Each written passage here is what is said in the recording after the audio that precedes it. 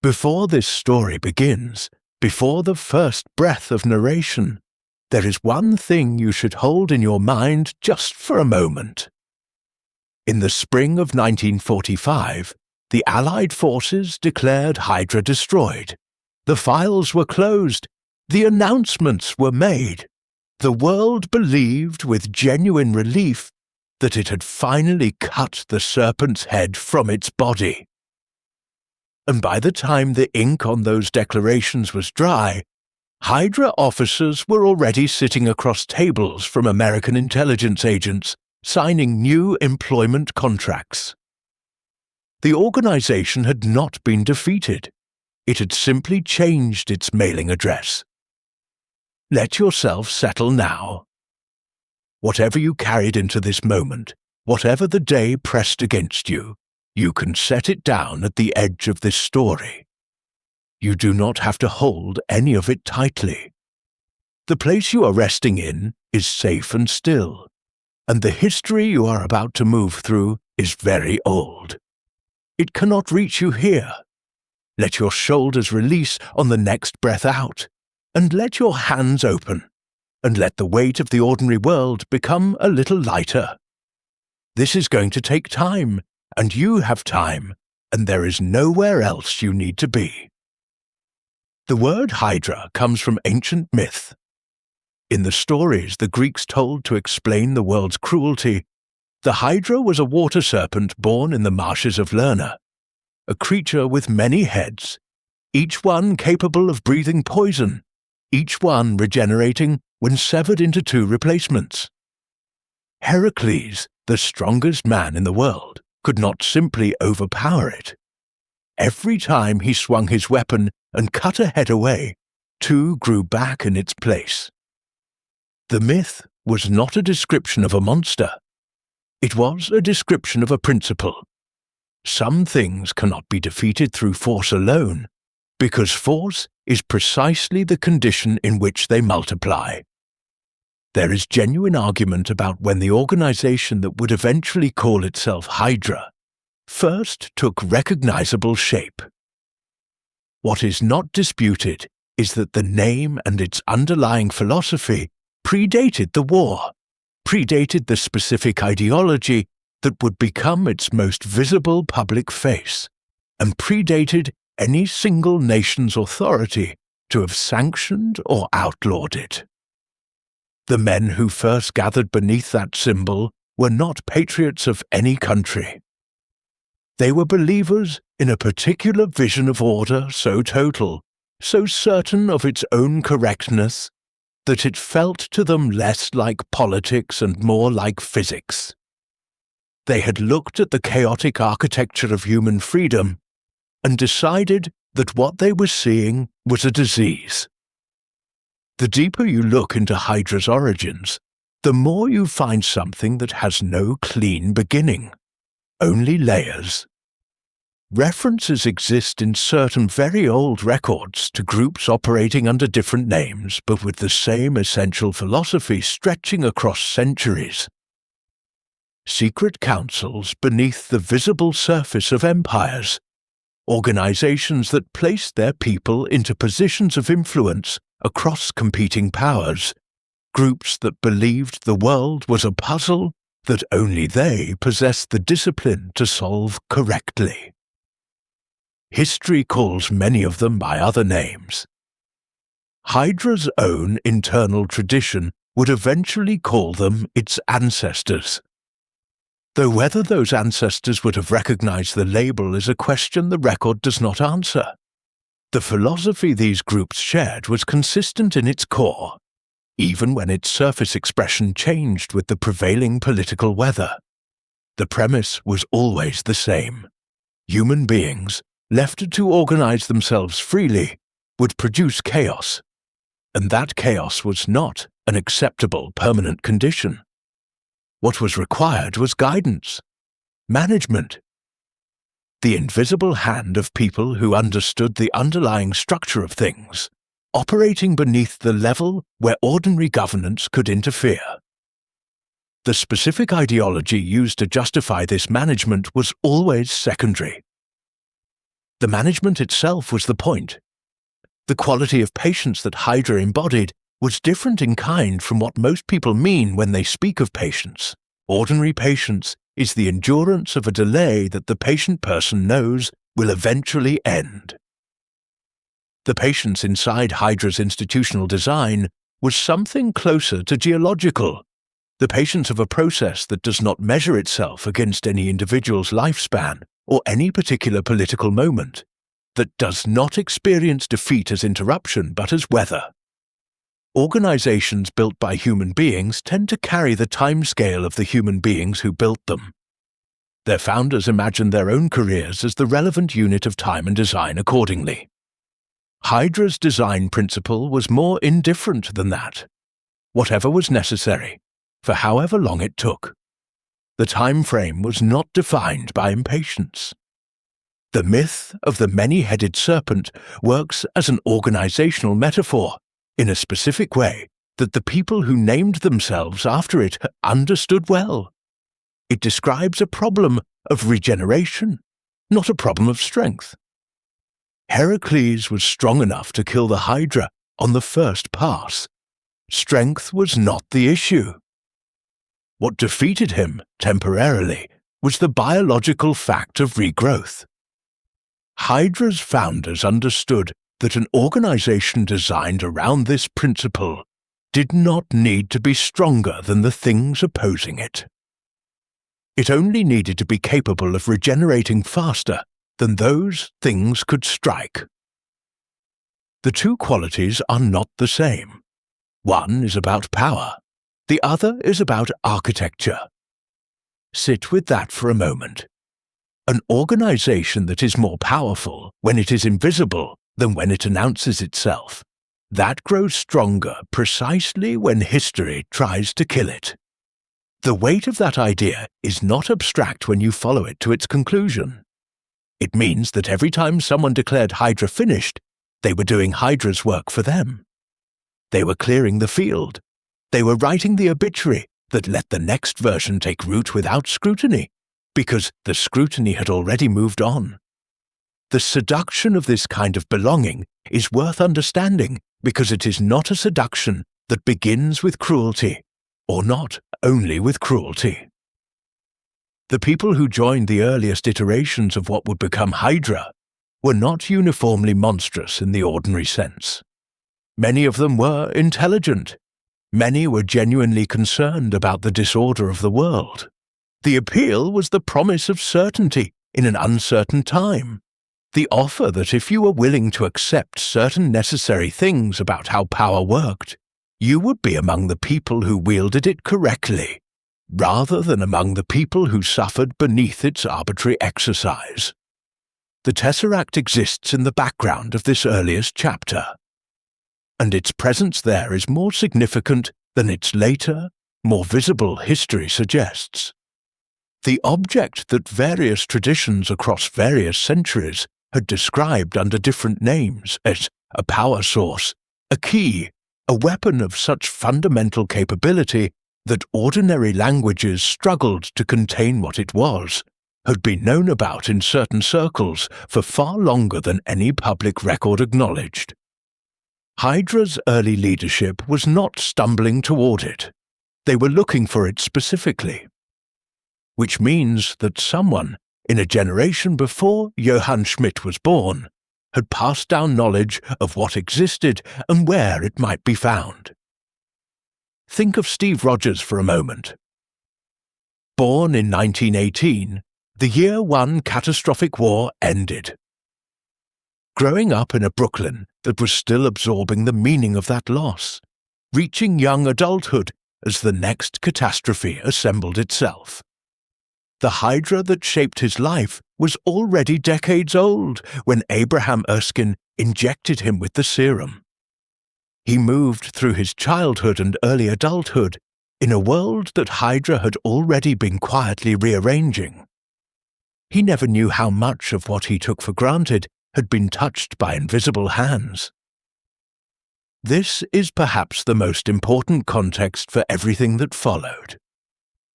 There is a quality to organizations that outlive their founders, which historians find difficult to articulate cleanly.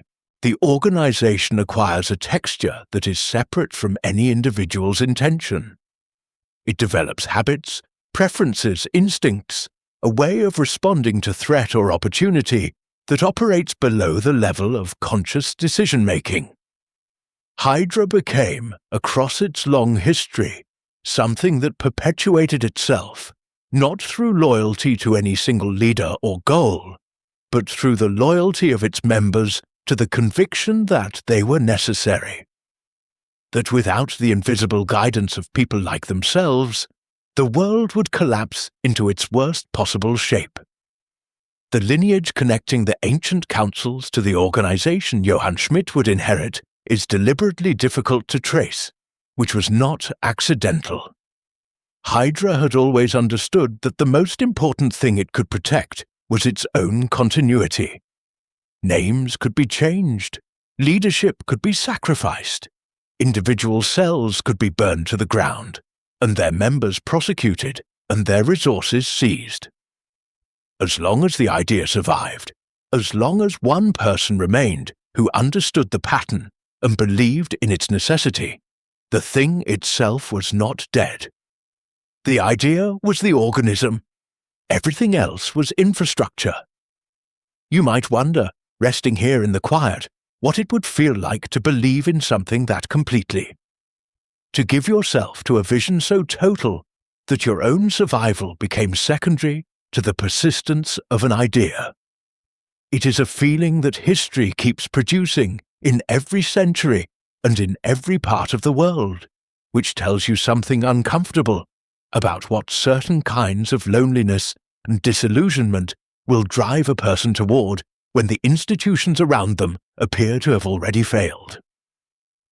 The countryside of Norway, in the early years of the war, held a specific kind of silence under occupation, cold in a way that pressed against everything.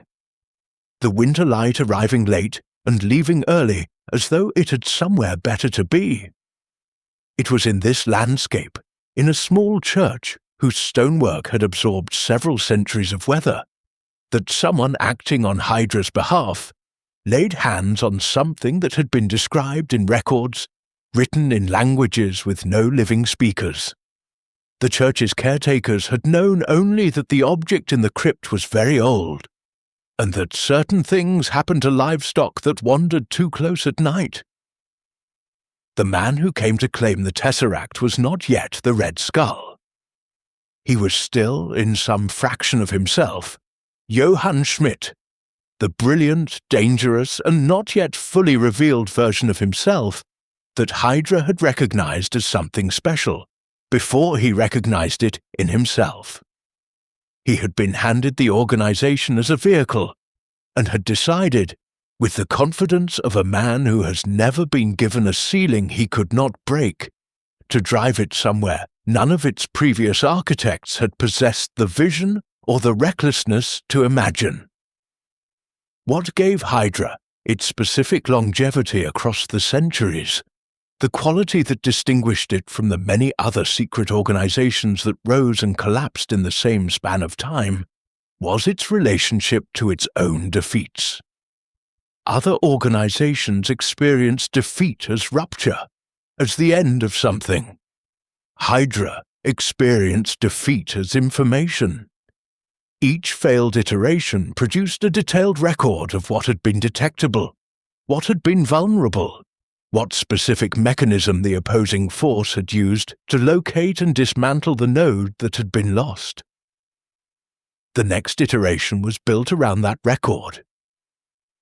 The organization learned from being destroyed in a way that organizations built for permanence rarely learn. It was more interested in what it could understand from failure than in protecting any particular form of itself. Hold the image of the serpent as it existed before its most famous head emerged, the ancient thing coiling quietly in the dark of institutions and councils and personnel files, patient in the way that only ideas can be patient, waiting for someone with the right combination of capability and conviction to finally give it visible teeth. The patience of that waiting is the most important thing to carry forward. It shapes everything that follows. It explains why fighting Hydra with force alone was never going to be sufficient, and why it never was. The question that Hydra's own surviving records, fragments that outlasted the destruction of various headquarters across decades, never answer cleanly, is who gave Johann Schmidt his first full briefing on the organization's true history? Who sat across from that brilliant and already dangerous young man and chose to hand him the keys to something that old and that patient? Whatever that conversation sounded like, it set the trajectory for everything that follows. And the man who handed over those keys left almost no trace of himself in any archive, as if he too had learned the organization's oldest and most reliable lesson. The most powerful thing you can do is make yourself disappear. Let your breath come easier now. The room around you is still while this story moves forward. You have carried yourself through the deep roots of what Hydra was before any single person gave it a face.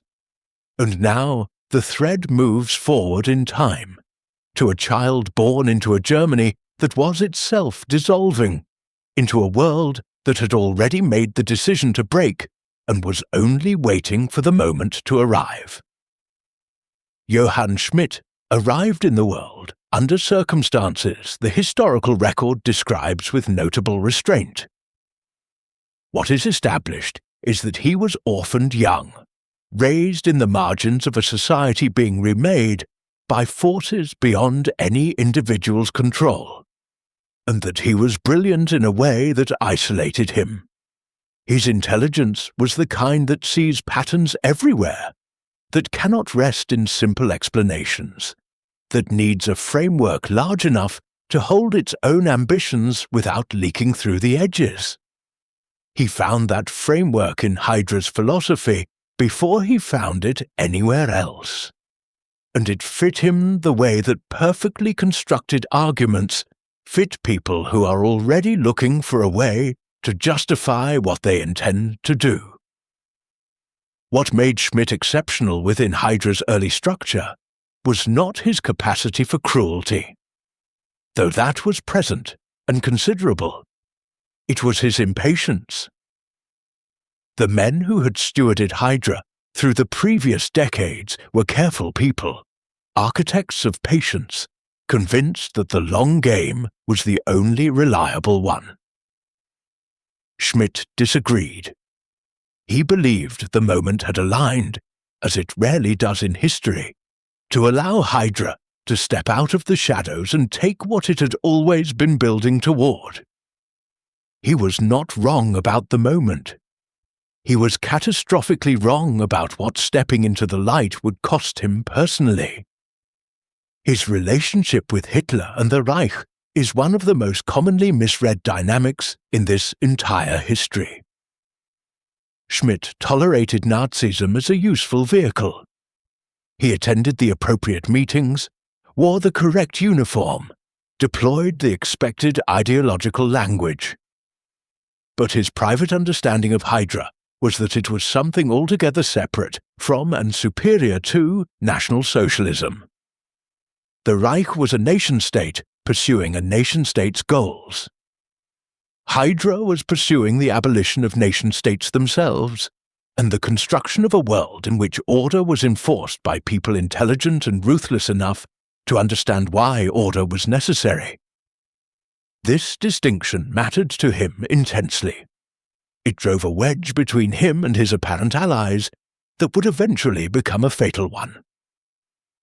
Abraham Erskine's Serum was designed around a specific theory of human biology, that the body, given the right catalyst, could be brought to its fullest potential, in both physical and, Erskine believed, moral terms.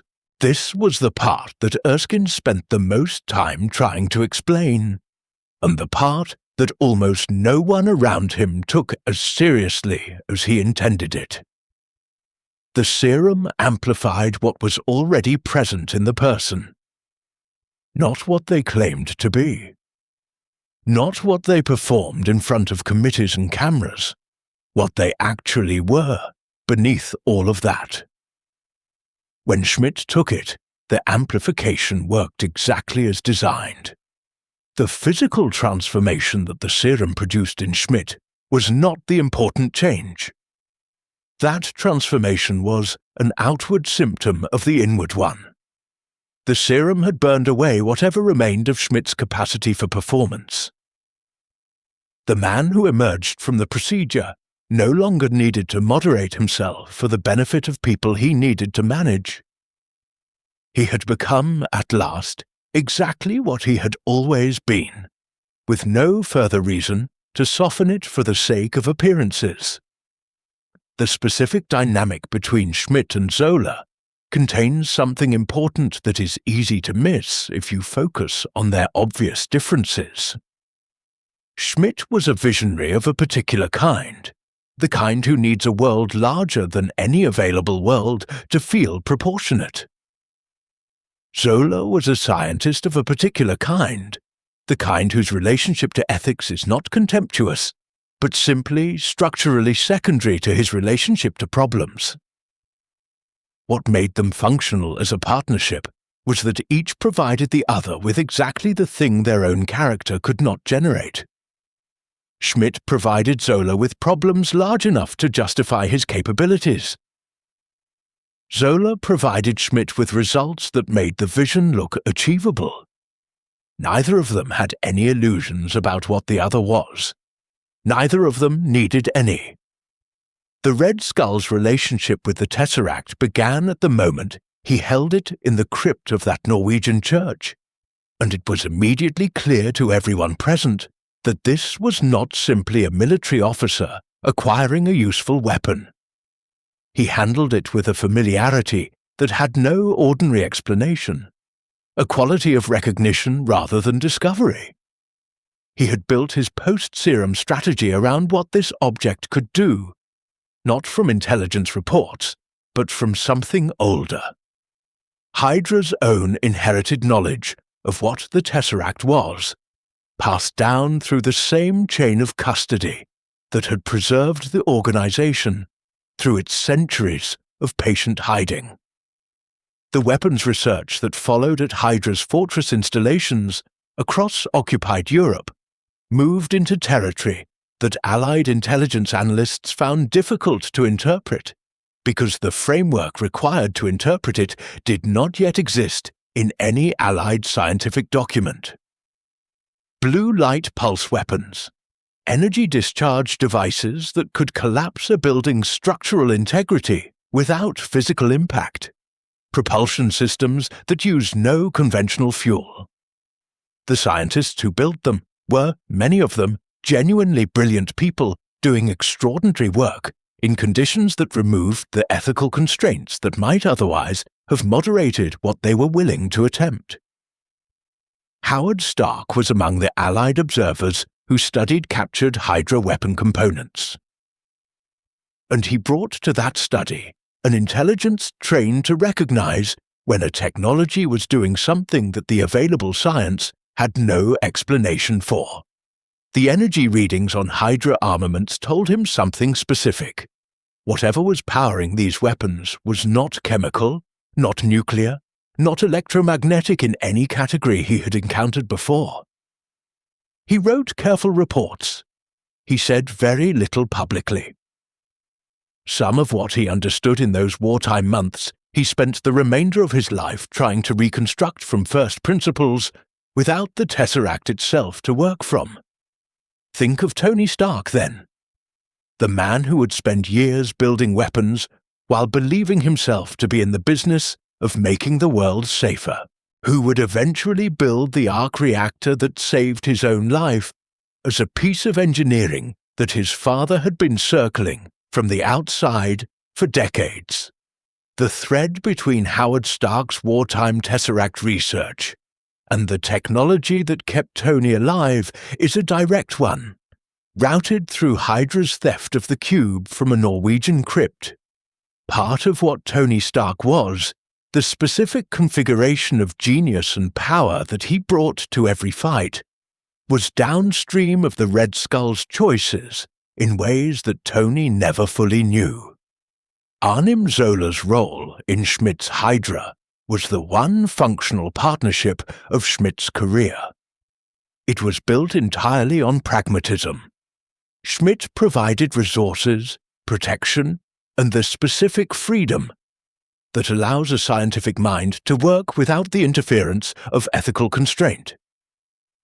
Zola provided results. He was not a believer in Schmidt's vision. He was interested in the problems, interested with the total absorption of a mind that finds the right puzzle and cannot put it down. The fact that solving those problems served Hydra's purposes was, for Zola, secondary in a way that Schmidt never fully understood, which would eventually prove consequential. The gap between Schmidt and Hitler widened as the war progressed, because Schmidt's focus on the Tesseract and Hydra's larger project increasingly diverged from the Reich's conventional military needs. Hitler wanted weapons to win a war. Schmidt wanted to win something larger, and was increasingly unwilling to subordinate that goal to the more immediate one. The tension produced an operational split that left Hydra's resources divided between Schmidt's vision and the Reich's demands, and this division was one of the contributing factors to the vulnerabilities that the Howling Commandos were eventually able to exploit. Steve Rogers, who had grown up poor and small in a Brooklyn tenement, who had wanted nothing more than to serve his country in a war he understood as a clear moral choice, was in a training facility in New Jersey when Schmidt first tested Tesseract-powered weapons on a European village.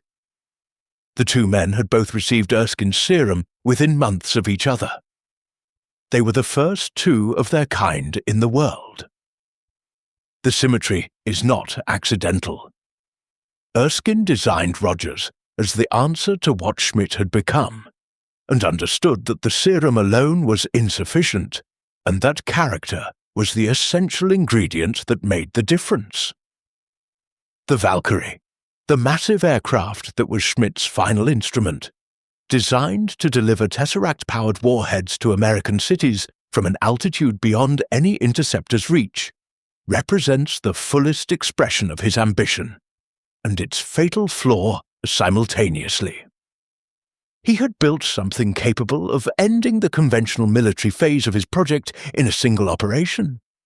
He had also built it from a position of such total confidence in his own vision that he had not allowed for the possibility that the one person in the world with comparable physical capability and a fundamentally different relationship to what Erskine's serum had given him would find a way aboard. The weight of what Schmidt understood about the Tesseract and what he did not understand is the distinction that ultimately resolved his story. He grasped that it was not a weapon in any ordinary sense, that it was a source, a key, a thing that opened access to something much larger than any one person's agenda. What he did not understand, and what the stone demonstrated in the final act of their relationship, was that the access went in both directions. He had been treating the Tesseract as a tool. The Tesseract in the end treated him as material. Whatever it did with him, wherever it relocated him, into whatever configuration of space and time and energy an Infinity Stone considers appropriate, was not punishment. It was simply what happened when something operating at that level of reality encountered something that insisted on being larger than it was. Schmidt's fate left Hydra without its most visible and charismatic figure. But the organization had been designed, from its earliest iterations, to survive the loss of any individual. No single person, including its most powerful leader, was supposed to be the thing that held it together. The loss of Schmidt was a test of that design principle. The test was passed. The specific loneliness of Schmidt's position in the final period of the war is worth holding, because it is the detail that most humanizes him without excusing him. He had surpassed everyone around him. His intelligence, his vision, the clarity of his understanding of what Hydra was for and where it should be going, had moved far beyond what any of his senior staff could follow. He was giving orders to people who could implement them without fully understanding their strategic significance, surrounded by loyalty that was partly genuine and partly the loyalty that people give to someone they are frightened of. He had made himself unreachable, and the Tesseract, which was the one thing he had reached toward that was genuinely larger than himself, did not respond to him the way that everything else in his experience had responded to his ambition. It simply removed him. Arnim Zola, sitting in his cell at the Strategic Scientific Reserve, surrounded by American officers who believed they had captured merely a scientist, was not primarily thinking about what he had lost. He was thinking about what remained. The knowledge, the network, the patient, decades-long plan that had always depended less on the visible head than on the structure beneath it. He had survived. Hydra had survived. And the institution being built by the people sitting across from him, the institution that was being designed specifically to prevent anything like Hydra from operating again, was about to need his expertise. The smile that briefly crossed Zola's face in that interrogation room, which the officer across from him later noted in a report without being able to explain it, was not bravado. It was recognition. He had just understood something about the situation that the people in the room with him had not yet understood. The war was over. The next operation had begun, and his captors had just offered him exactly the position he needed to begin it from the inside. Let your breathing slow again. The story has moved from the noise of the war into something quieter and in many ways more dangerous. This is the part of Hydra's history that looks, from a distance, like paperwork, like bureaucracy, like the ordinary functioning of institutions that emerged from the rubble of the war to build something more stable.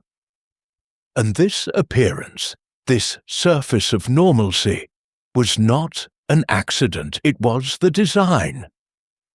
Breathe out and let your hands soften wherever they are resting, and let the quiet of this passage settle around you. Arnim Zola was, in the most precise reading of his biography, a scientist who made a sequence of choices. He was not born into Hydra's philosophy, the way some of its members were drawn in through ideology or trauma.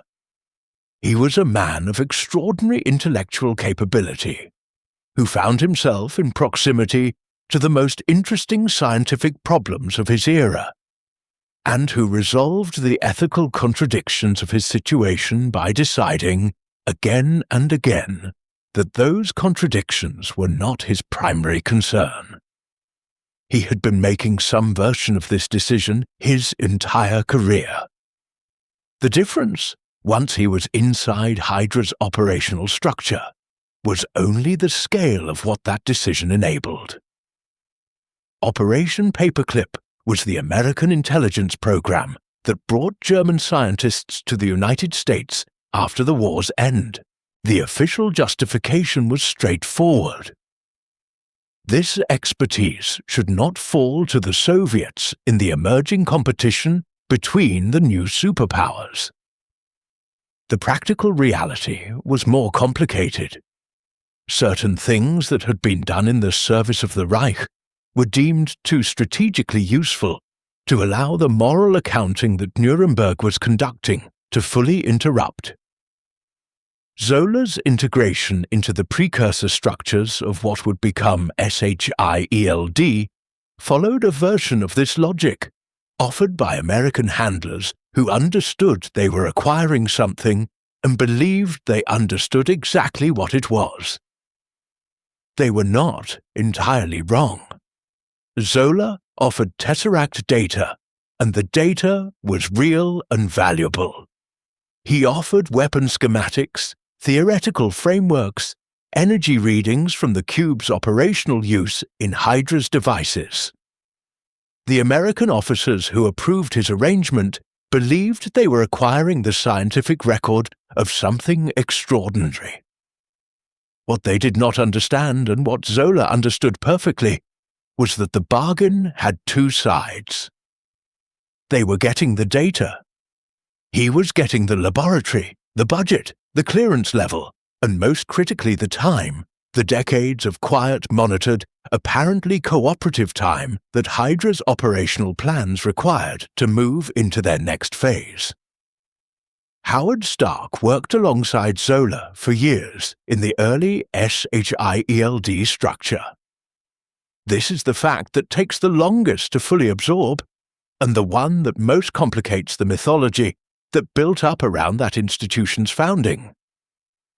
The man who was Steve Rogers' truest friend in the scientific community, who had genuinely fought to defeat Hydra during the war, who believed with complete sincerity in what SHIELD was supposed to be, sat in meetings with Arnim Zola and evaluated his work and praised his contributions. There is no evidence Howard Stark ever understood what Zola was. The not knowing is one of the most quietly devastating details available in this entire history. Sit with that. The institution built specifically to prevent Hydra from returning was co-founded by a man who had no idea that Hydra's most valuable operational mind was being handed a security badge.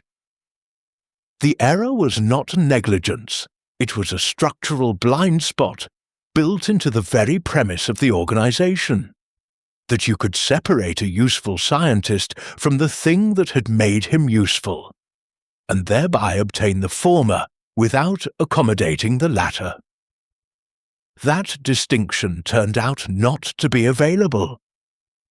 What Zola understood about institutions that most people in positions of institutional power do not fully internalize until it is too late is deceptively simple. Institutions are not their founding ideals. They are their personnel files. They are their hiring decisions. They are the specific humans who occupy specific positions at specific levels of access and authority. If you are patient enough and careful enough about which doors you hold open for which people over a long enough period of time, you can reshape an institution into something its founders would not recognize without ever announcing that you are doing so. The mechanism by which Hydra's people entered SHIELD's structure was not a single infiltration event, but a constant, low-level, decades-long process. A personnel recommendation here, carrying the authority of someone already trusted. A reference there, vouching for someone whose real allegiances were not mentioned. Annotations in files that marked certain candidates as particularly reliable.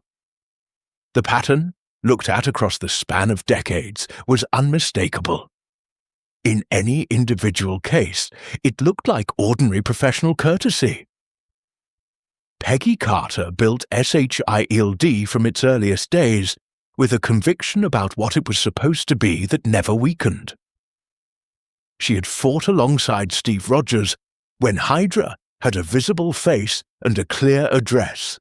She was precise, principled, and serious about the institution she was building, and the institution she built, with that precision and those principles, housed and protected and promoted Hydra's reconstruction for decades around her, invisible to her, using the very mechanisms of trust and professional culture that she had established. The historical record contains no account of her response when the scope of this became fully apparent. Some things are too painful to document. By 1972, Zola was aging and ill. He proposed a project to SHIELD's leadership framed as institutional memory preservation, a way of ensuring that the knowledge accumulated across decades of his career would not be lost when the man who carried it could no longer carry anything. The project was approved through the appropriate channels. The appropriate resources were allocated.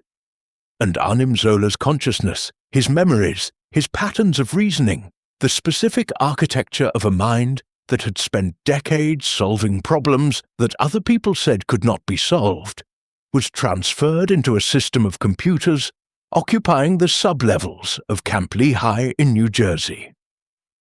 The physical Zola died in the mid-1970s. The digital Zola did not.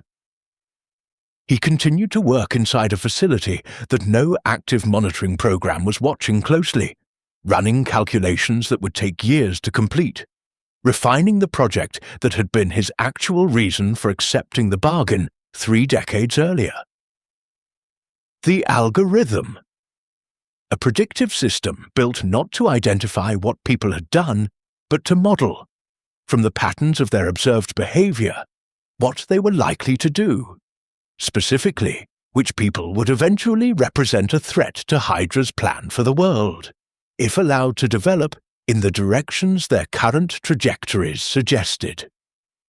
Sit with what that means. Not identifying people who had committed crimes, not targeting people who had made threats. Identifying people whose characteristics, their education, their relationships, their demonstrated capability, their social networks, the direction in which their values and competencies appeared to be developing, suggested that given time, they might become obstacles to an order that had not yet arrived. The algorithm was the purest expression of Hydra's core conviction, that freedom was a statistical problem, that given sufficient data, you could calculate which people would eventually choose to resist, and that the rational response was to remove them before they had the chance. Nick Fury would later describe learning about Zola's algorithm and its integration into SHIELD's infrastructure as the experience of feeling the floor give way. He was not a man who used that kind of language carelessly. He had built his career on the understanding that institutions were imperfect, that good intentions coexisted with bad ones inside any structure, large enough to have a meaningful budget. What Zola had built was something his suspicion had not prepared him for, not because it was hidden, but because it was so patient and so thorough that the scale of it exceeded any single paranoid imagination. The Fort Lehigh facility, by the time Rogers and Romanoff arrived at it during the Washington events, had been inactive for decades as an operational base. The sub-levels housing Zola's computing infrastructure had been quietly maintained, in the specific way that things are maintained when someone with long-term planning has designated them as necessary without explaining why. The maintenance records recovered in the subsequent investigation show consistent low-level service activity spanning decades. Contractors who were not specifically Hydra members, but who were employed through firms that were, and who had been instructed to maintain the environmental controls and the power supply without asking questions about what the power was supplying. The banality of this maintenance trail is one of the clearest expressions in the whole history of how Hydra operated. Through ordinary people doing ordinary work, most of whom had no clear picture of what they were maintaining. The algorithm was complete long before Washington, long before Fury began pulling threads that led to Project Insight. It had been running in its finished form for years, maintaining its list, updating its projections as new data became available, refining its confidence intervals on individual targets. The name near the top of that list, the individual that Zola's refined system projected as the single greatest long-term threat to the world Hydra was building, was not a criminal, was not a terrorist, was not a foreign intelligence operative. The name was Steve Rogers, the man that SHILD had defrosted, briefed, cleared, and invited into its operational structure.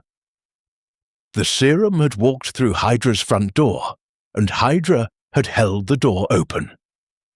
Steve Rogers, moving through the Triskelion in his first months after the thaw, attending briefings and training in facilities, and following orders from people he was assessing for trustworthiness, was surrounded on all sides by the thing he believed he had spent his best years fighting.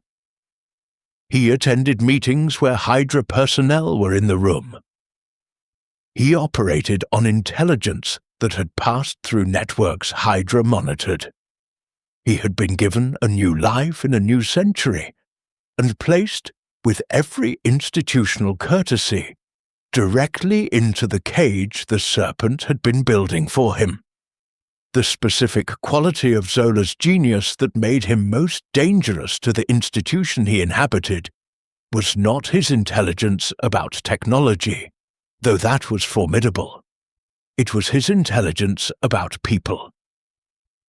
He understood, from decades of close professional observation, exactly which kinds of capability attracted, which kinds of ambition, and which kinds of ambition could be directed through which kinds of professional incentive.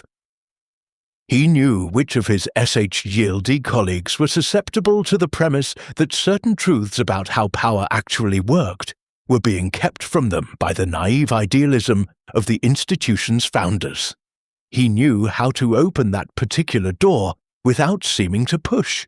His personnel recommendations reflected this knowledge with perfect consistency, and no one who reviewed them had the framework to see what they were actually looking at. What is perhaps most philosophically interesting about Zola's digital existence is not the technical achievement it represented, but what it suggests about the relationship between identity and continuity. Zola's biological death did not interrupt the project, because the project was not housed in the biology. It was housed in the pattern. The same argument that Hydra used to justify the disposability of individual members, that the idea mattered more than any vessel that carried it, applied to its own architect with an almost poetic precision. Zola had built a system based on the premise that individual lives were subordinate to the pattern. He had then transferred his own life into the pattern and continued working. It is possible that he found this philosophically satisfying. It is also possible that the irony did not occur to him. Neither possibility is especially reassuring. The most specific detail in the Camp Lehigh encounter, when Zola's digital face appeared on a wall of old screens and began explaining what had been done, while a missile was already on its way to reduce the building to debris, was the quality of pride in that explanation. Zola had waited a long time to tell someone what he had built.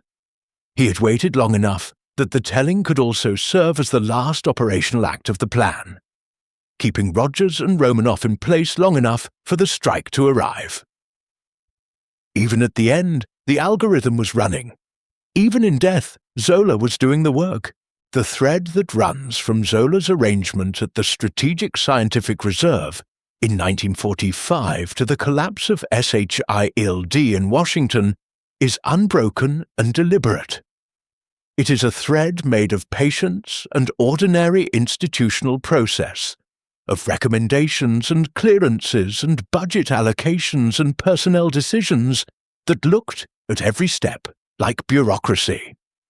The lesson it carries is one that the people who built the institutions it destroyed had no framework to receive. That the most dangerous thing is not the enemy who comes at you directly, but the one who asks you to hold the door. Settle back into the dark. If anything in you has tensed, let that tension move down through your arms and out through your open hands and away from wherever it gathered. The story moves now into its quietest and most painful chapter. Not painful in the way of loud things, but in the way of small, precise losses accumulated across a very long time. The way certain kinds of damage work. Breathe out slowly and let the story carry its own weight for a while. James Buchanan Barnes fell from a train moving through the Alps in the winter of 1945. The physics of the fall, applied to an ordinary body on that terrain, produce one outcome. Bucky Barnes was not operating entirely within ordinary physics by that point. The experiments conducted on him during his captivity at Hydra's Asano facility had altered his biology in ways that the available documentation from that period only partially describes. Enough, as it turned out, to make the difference between what should have happened and what did. He survived the fall, he survived the cold, and Hydra, which had not lost track of what it had invested in him, sent people to find him. The recovery was methodical. What followed the recovery was more so. Someone looked at what they had retrieved from that mountainside, an enhanced soldier, trained to the highest standard of a generation, carrying the memories and instincts of someone who had operated at Rogers's side for the entire course of the war, and made a calculation. The calculation was that the potential value of what had survived the fall significantly exceeded the cost of doing whatever was necessary to make use of it. This is the sentence that contains the most horror in the entire history of the program, precisely because of how cleanly it translates a human being into a resource. The cryogenic suspension system was the enabling technology that made everything else in the Winter Soldier Protocol possible.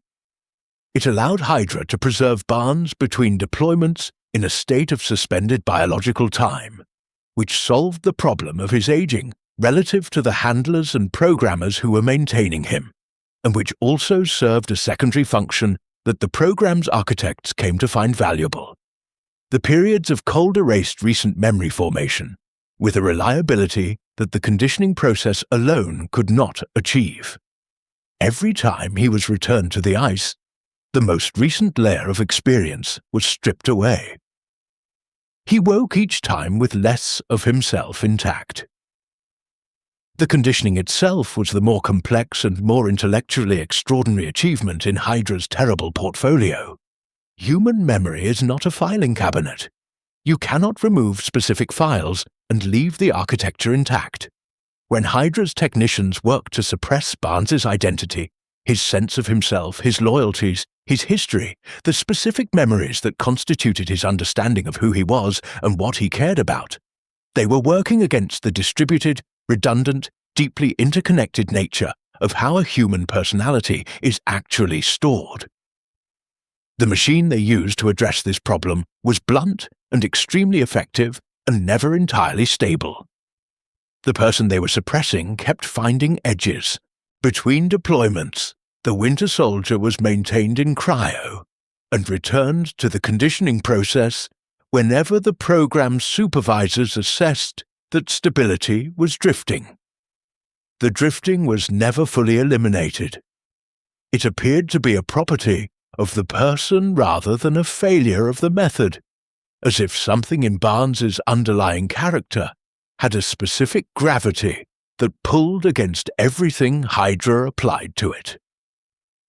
The handlers noted this in their reports with clinical language that referred to recalibration requirements and parameter drift without ever using the word that most accurately described what was happening. The word was resistance. Over the decades following his transformation, the Winter Soldier was deployed on missions selected for their strategic significance and their political sensitivity. The confirmed record includes operations that altered the trajectory of events in ways whose full consequences took years or decades to become visible. Howard Stark's death in 1991, staged as a highway accident on a quiet Virginia road, sits at the center of this record not because it was the most politically consequential operation the Winter Soldier carried out, but because of who died, and what that death meant to the network of connections that thread through the rest of this history. The man who helped found the organization, built to prevent Hydra, was killed by the weapon Hydra had made from the best friend of the man who had nearly destroyed Hydra. The geometry of that cruelty was not accidental. Tony Stark grew up without his father because of this. He grew up in the specific texture of that absence, the version of childhood shaped by the loss of someone whose presence would have been complicated and possibly difficult and certainly irreplaceable. He became the person he became partly in the specific gap that Howard's death left. And he did all of this, built all of this, became all of this, without knowing that the man who killed his father was someone Steve Rogers had loved like a brother, or that the organization that ordered the killing had been operating inside the institution his father helped build. The weight of Hydra's shadow falls on people who never knew they were standing in it. Time moved differently for Barnes than for the world outside the cryogenic chamber. Men who had been young agents when Hydra first recovered him from the Alpine Ice Age through their careers and retired or died. The Cold War assembled itself and ran its course and ended. Technologies were born and became obsolete. Decades passed in which the world changed so completely that almost no visible trace of the context Barnes had last been conscious of remained intact. He was woken for missions, returned to ice when they were complete, and in between he was simply absent from time, not dead, not living, but suspended somewhere between those two conditions in a way that no existing framework of ethics or law or medicine had prepared anyone to account for. Steve Rogers operated for months inside SHIELD, under the impression that Bucky Barnes was dead. He had watched him fall. He had carried the grief of it first through the ice, where grief moves differently than it does in ordinary time, and then into the 21st century, where it sat in him as a fixed fact about his past, one of the many fixed facts about a world that no longer existed in the form he remembered. The possibility that Barnes had survived the fall and been recovered and had been present in the world for decades, in a form that Hydra had constructed for him. This was not something Rogers's imagination had been able to reach, because it was a thing that should simply not have been possible. The mission on the Lemurian Star and the sequence of events that followed it through the streets of Washington brought Rogers into direct physical contact with the Winter Soldier before he understood who he was dealing with. The account Rogers gave afterward described the experience in terms that bypass tactical analysis. The Winter Soldier moved like someone trained in the same era, by the same methods, at the same institutions. The specific quality of the movement, the economy of it, the particular responses built by the same instructors who had built Rogers's own responses, was recognizable at a level below conscious thought. The body knew before the mind did. The mask came off on the bridge. There is no account of what the following seconds felt like from Rogers' perspective that fully conveys it, and the accounts that exist have the quality of language straining against something too large for it. What Rogers did, in the moment of recognizing Bucky's face beneath the Hydra conditioning, was call him by his name, not as a tactical choice, as a reflex. The same reflex that made him refuse to fight in the Potomac when the Winter Soldier's hands were around his throat. The thing that was not a death wish, but a refusal to make the situation smaller than it was by responding to it with force. The phrase "the Winter Soldier" spoke on that bridge, 4 words, delivered in a voice that was Bucky's voice without Bucky's inflection, is the most precise record available of what Hydra's conditioning had done and where it had found its limit. He said, "Who the hell is Bucky?" Not a denial, not an assertion of the Winter Soldier identity, a question.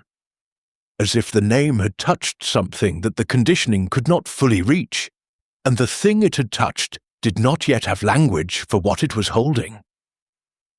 Hydra had built a cage around a person. The person was still inside. The Potomac battle ended. Rogers pulled Bucky from the river. Bucky disappeared. What followed for both of them? The long, non-linear, frequently painful process by which the Winter Soldier's conditioning began to break down, and something underneath it began to reassemble itself, is not a story that moves in a clean arc from damage to recovery.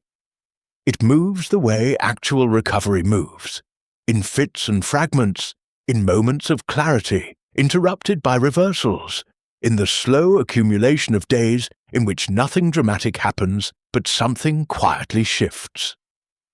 Hydra had spent decades building the cage. Dismantling it did not happen in a single scene. The specific horror of what was done to Bucky Barnes resists being fully held in any single frame of reference. As a military matter, it represents the most extreme example of Hydra's willingness to convert people into instruments. As a personal matter, it is a story about the specific texture of being used by something that understood your capabilities better than you were allowed to understand yourself, for purposes you would not have consented to if you had been given the choice.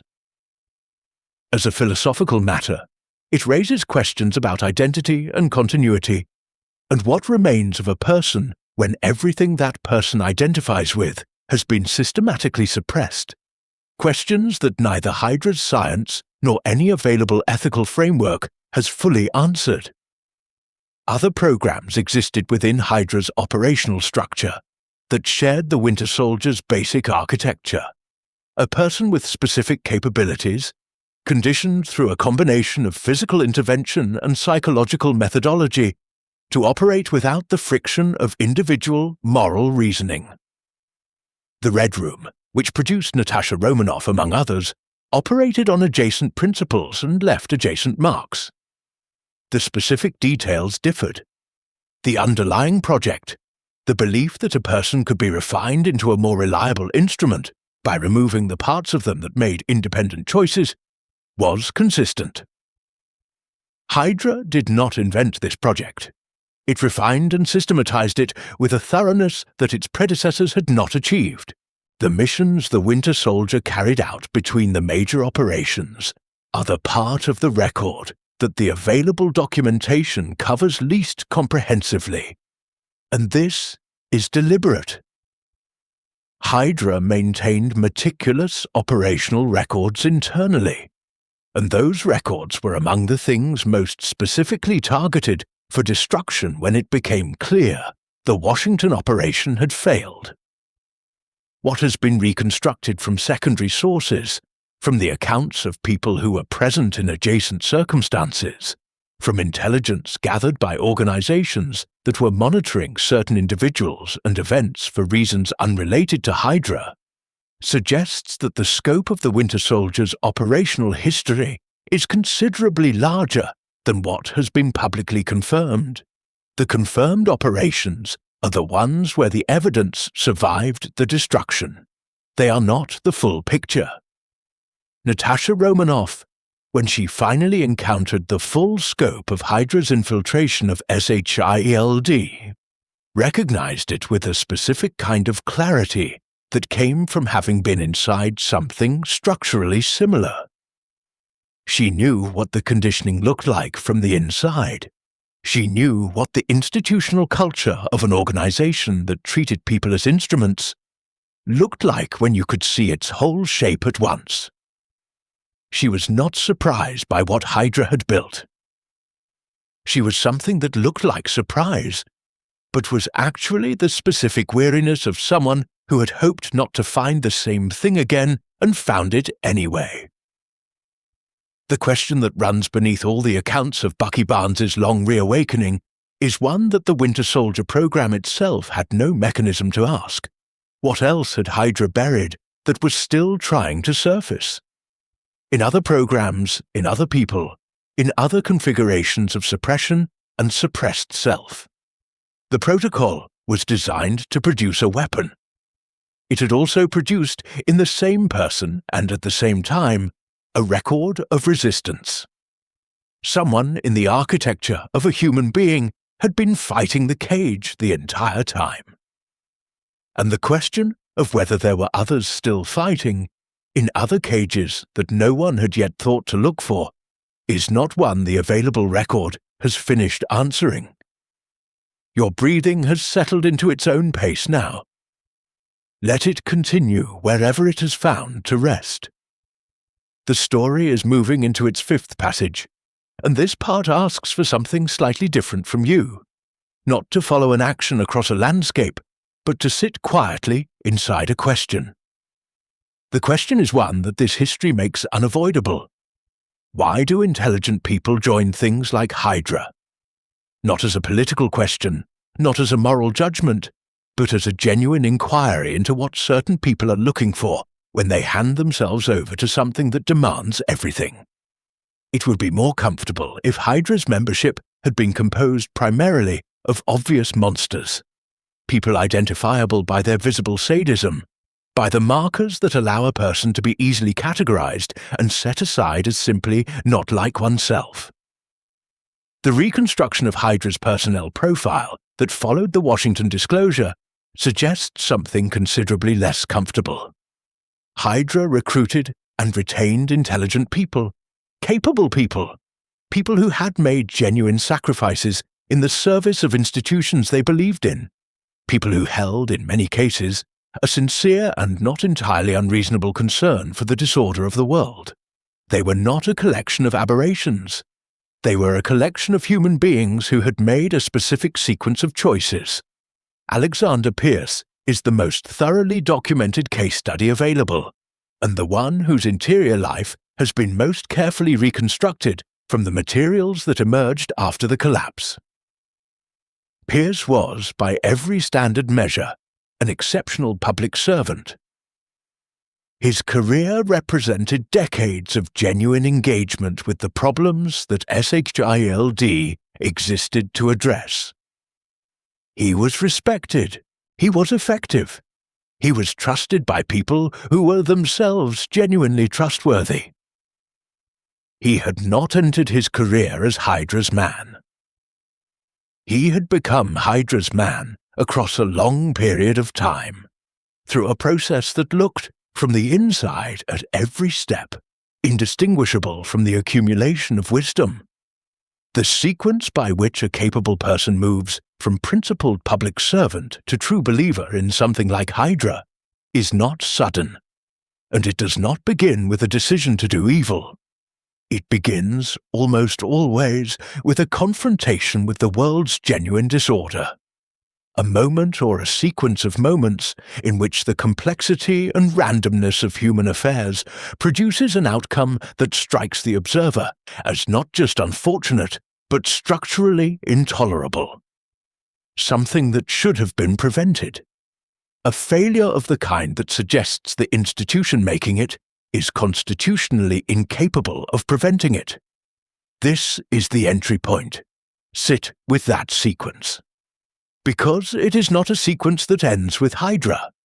It is a sequence present in some form inside every authoritarian project, every secret program, every intelligence operation that concluded the ends justified the means, and spent the next generation accounting for the cost of that conclusion.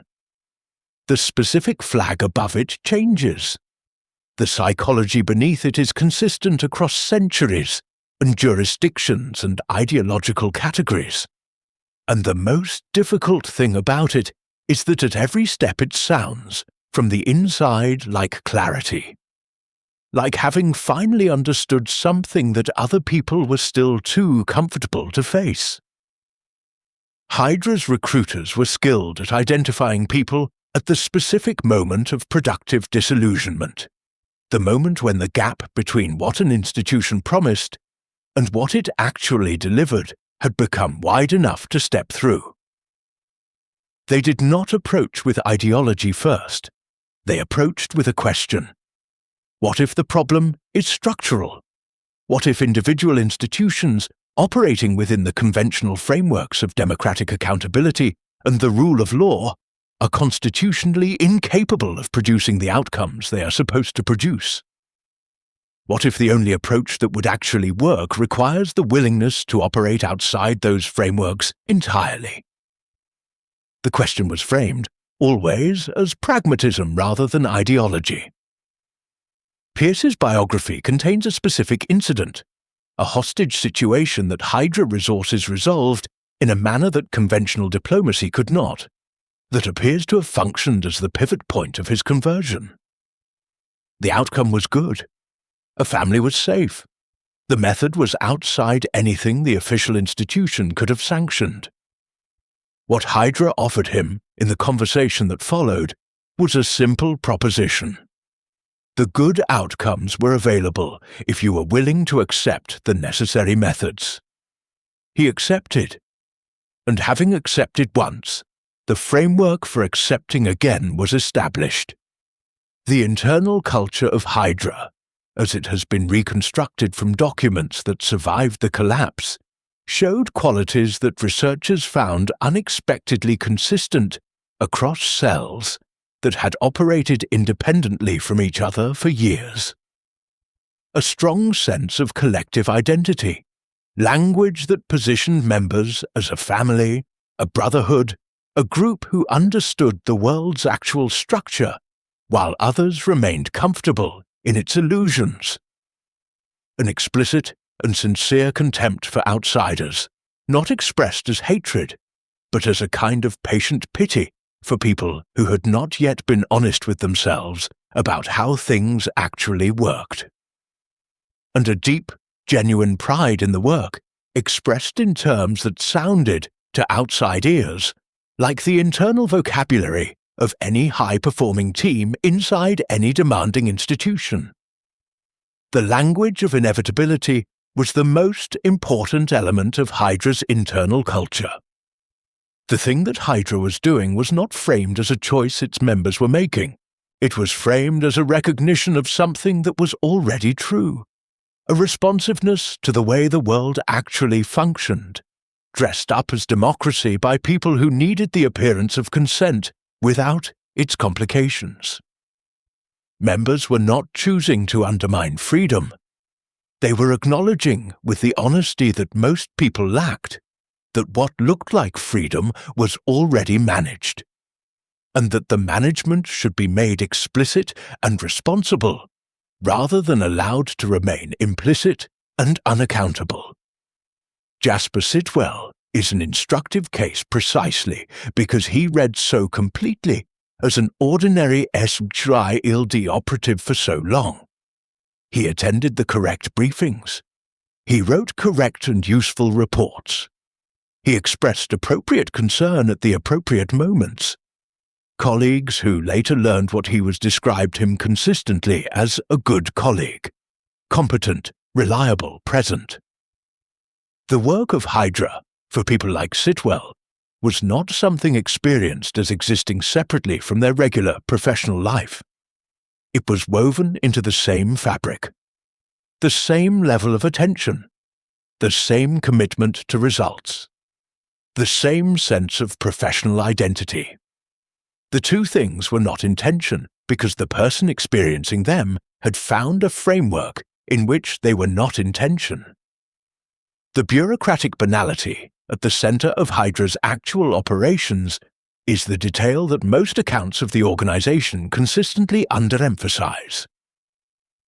The dramatic version of Hydra, the heads of the octopus, the Red Skull, the helicarriers, is the version that makes its horror visible. The more representative version is a personnel committee meeting, a clearance review, a budget allocation, an email between two people who are being careful about language because they understand that institutional communications are discoverable. The machinery of one of the most dangerous organizations in human history was, in its daily functioning, indistinguishable from the machinery of any large organization managing a complex portfolio of strategic priorities. Steve Rogers' response to learning about the scope of Hydra's infiltration was not notably a generalized withdrawal of trust. It was a recalibration, a specific shift in what he looked for when he assessed a person's reliability. He began placing more weight on what a person does when the institutional support structures around them are removed. When there is no authority to appeal to, no policy to cite, no procedure to follow. When the only available resource is the person's own sense of what is right. This had always been his standard, applied instinctively. Washington taught him to apply it explicitly. Natasha Romanoff had a different response, shaped by a different formation.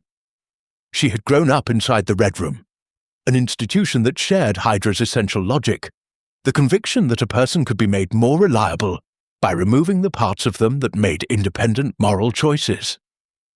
She recognized the Hydra structure the way you recognize a smell from a place you have been before.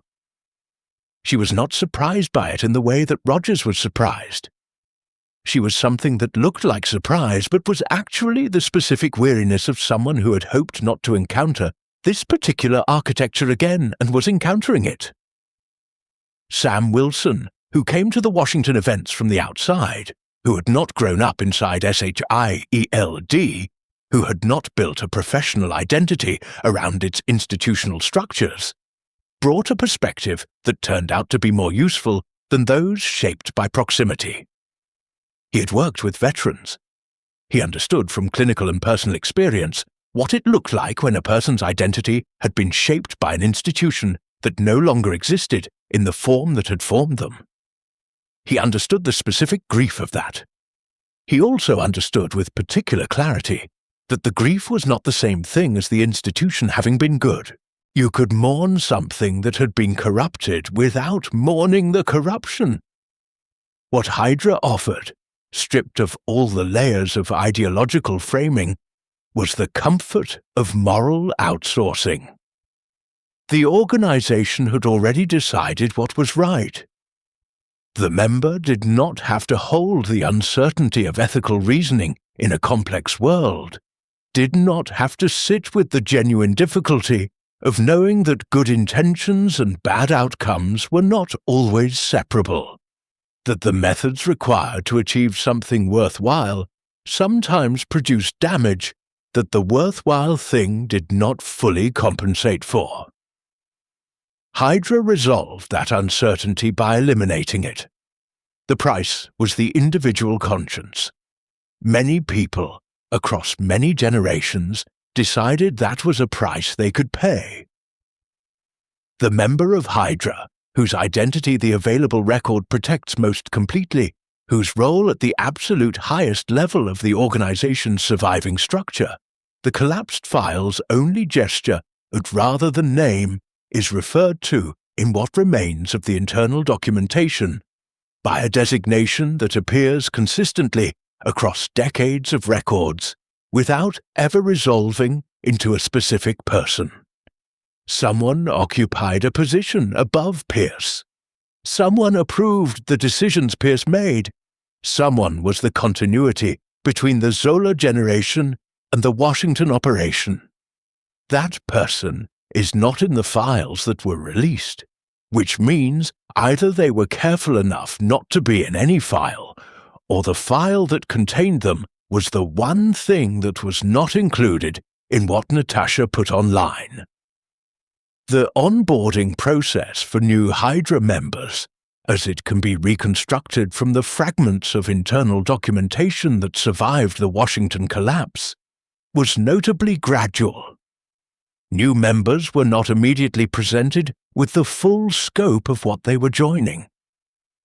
They were introduced to a version of Hydra that was framed around the pragmatic management of chaos, around the practical recognition that the conventional institutions surrounding them were insufficient for the problems they were supposed to address. Full ideological orientation came later, once the member had demonstrated their reliability through a series of decisions that incrementally committed them to the project. By the time the complete picture was offered, the person receiving it had already made enough choices that accepting it felt less like a decision and more like acknowledgement of what had already been decided. The question that this leaves open, the one that sits in the margin of the entire psychological history of Hydra's membership, is not whether the organization was evil. That is settled. The question is what it says about the conditions that produced that kind of belonging. The specific combination of intelligence and disillusionment and access to power, and the human need for certainty that, when assembled in the right proportions, produces a person who hands themselves over to something that will use them in ways they cannot fully anticipate. Understanding that combination is not the same as excusing it, but refusing to understand it, insisting that Hydra's members were simply other, simply not the kind of people that ordinary human conditions could produce, is a comfort that history repeatedly withdraws. The cells that were not exposed in the Washington disclosure did not dissolve. They contracted. They became smaller and quieter and more patient. And they waited for the moment when the scrutiny moved on and the field cleared again. In those cells, people went about their days with the same private framework they had always carried, the same conviction that they understood something that most people were not honest enough to face, the same patience, the same willingness to wait for the right moment. They were not monstrous in any visible way. They were not distinguishable from the people around them by any surface marker. They were people who had made a choice and continued to live with it, the way people live with most of the choices that define them. The dark behind your eyelids is deeper now. The story has been moving through corridors and personnel files and the long interior of institutions. And now we come to the place where all of that patience was supposed to become permanent, where the invisible finally made itself visible, where the decades of quiet work arrived at the thing they had always been building toward. Breathe slowly. The events of this chapter happened very quickly once they began. The slow part was everything that came before. Project Insight was presented to SHIELD's visible leadership as the organization's greatest achievement. 3 helicarriers, the largest, most sophisticated airborne platforms ever constructed, linked to a satellite targeting network capable of identifying and neutralizing any threat on the planet's surface within seconds of detection. The proposal moved through the correct channels. The correct committees reviewed the correct phases. Resources were allocated. Construction proceeded at 3 separate facilities simultaneously. From outside the operational structure, it was indistinguishable from exactly what it claimed to be: the most ambitious and consequential global security infrastructure ever built. From inside Hydra's parallel structure, it was the physical implementation of Zola's algorithm, extended by 70 years of additional data, refined by the most capable technical team Hydra had ever assembled, and aimed at a scale of preemptive action that Schmidt's generation had not possessed the infrastructure to attempt. The targeting system was not designed to identify people who had committed crimes or posed an identified and documented threat. It was designed to identify people who, based on the patterns of their observable life, the algorithm calculated would represent a threat to Hydra's intended order. The projected casualty count, when the system was initialized and the targeting locks resolved, was 20 million people. 20 million. The number is large enough that it ceases to mean anything specific if you approach it as a statistic. The way to understand what it meant is to hold particular examples. A climate scientist whose research would shift public understanding of a resource whose control Hydra had built specific plans around. A civil rights attorney whose client list, if extended in its current direction, would produce legal precedents inconvenient to certain institutional arrangements. A journalist who had been following a financial story for 3 years and was 6 months from publishing it. A retired general who had spoken in a private meeting about something he had seen and could not reconcile with what SHILD was supposed to be. People living their lives, people who would never get the chance. Nick Fury's first indication that Project Insight was not what he had been told it was came not from a dramatic intelligence failure or a confrontation with an obvious enemy.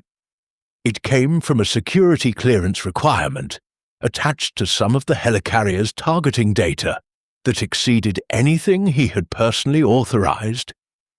A door that should have opened that did not. A question put to a person who should have been able to answer it that was deflected instead. Fury was, above almost everything else, a man who understood the specific meaning of a deflected question in an organization he was supposed to be running. He pulled the thread. The thread did not end where he expected. What Fury found was not a bounded conspiracy that could be excised from SHILD's body while leaving the institution intact. The infiltration was structural. The helicarriers were real SHILD assets. The satellite network was built with real SHILD resources. The personnel who had designed and tested the targeting system were real SHILD employees, some of whom were Hydra members and some of whom were simply doing their assigned work without having been told what it was building toward. The compromise was so total that removing Hydra from SHILD was not a surgical operation. It was the same operation as taking the institution apart. The individuals who built the targeting system occupy a complicated position in any moral accounting of Project Insight. Some of them were Hydra members who understood precisely what they were constructing. Some of them were engineers who had been told they were building a defensive system and had proceeded in good faith from that description. The line between those categories was maintained with care by the Hydra personnel managing the project, because keeping the technical team's moral exposure minimal was a feature of the program's design, not an oversight. Committed true believers alone could not have built what Hydra needed at the scale it required. The project depended on people who genuinely believed they were building something legitimate. Managing what those people knew was as important as managing the engineering. Rogers' experience of learning about Project Insight had the specific quality of a man having the previous several months of his life retroactively revised. Every briefing he had attended in the Triskelion had Hydra personnel in the room. Every operation had been shaped by intelligence that passed through networks Hydra monitored. Every person he had assessed as trustworthy. Some of those assessments had been accurate, and some had not, and he had no reliable way to tell which was which without testing each one individually. The ground under his recent past had been, it turned out, something other than ground. The decision Fury made to bring Rogers into the problem, rather than any of the options that SHILD's institutional resources would have provided, was made on the basis of a specific assessment. Rogers had a quality that was operationally inconvenient in ordinary circumstances, and invaluable in this one. His moral reasoning operated independently of the institutional authority structures around him. He did not need the organization's approval to know what he thought was right. He had been this way before the Serum, and the serum had made him more completely this way, which had made him difficult to manage and was now, in a crisis of institutional corruption, the only property that mattered. The Washington battle, the fight over the Potomac, over 3 helicarriers trying to reach their operational altitude and initialize the targeting sequence, was a race between the completion of a pre-crime execution program and the people who had decided to prevent it, conducted in the middle of a city that had no way of knowing what was being decided above it. Every person in Washington that afternoon lived out the rest of their day because the race was won by the correct side, and not because any institution had protected them. Natasha Romanoff's decision to release the complete archive onto the public internet, SHIELD's files and Hydra's alongside them, everything together in a single unfiltered disclosure, was made under conditions that did not allow for extended deliberation. She has described it as the decision she was least prepared for and most certain about simultaneously. Every intelligence network she had spent years building. Every asset cultivated through long and careful relationship. Every operational advantage held by virtue of access to information that could be selectively released. All of it gone at once. She calculated that the alternative was worse, and acted before the calculation could be second-guessed. Pierce, at the moment when the battle made the outcome clear, spoke about Project Insight in a way that should be held and examined. He did not recant. He did not offer doubt or regret. He described what Hydra had been attempting in terms that suggested he was not thinking about it as a failure. He was thinking about it as a first attempt, as the iteration before the one that would get it right. This is what Hydra's philosophy produces at the level of the individual true believer. Not despair at the loss of a specific plan, but patience about the project behind all the specific plans. The public release of SHIELD's files had consequences that extended far beyond the immediate operational crisis. Every government that had shared intelligence with SHIELD had to evaluate what had reached Hydra through the shared infrastructure. The entire architecture of post-war international intelligence cooperation, built on the premise that certain institutions could be trusted as neutral facilitators of information sharing between nations, had to be fundamentally reconsidered by people who now understood that the neutrality of those institutions was not self-maintaining. The individual Avengers experienced the aftermath of Washington differently, according to what they had believed about SHIELD before the disclosure. Those who had operated closest to the institution felt the dissolution most acutely. Tony Stark, who had kept his distance from SHIELD's authority structure throughout, found the revelation disturbing in a different register, less about institutional betrayal and more about the specific confirmation of something he had always suspected, about large organizations that claimed to be acting in the public interest.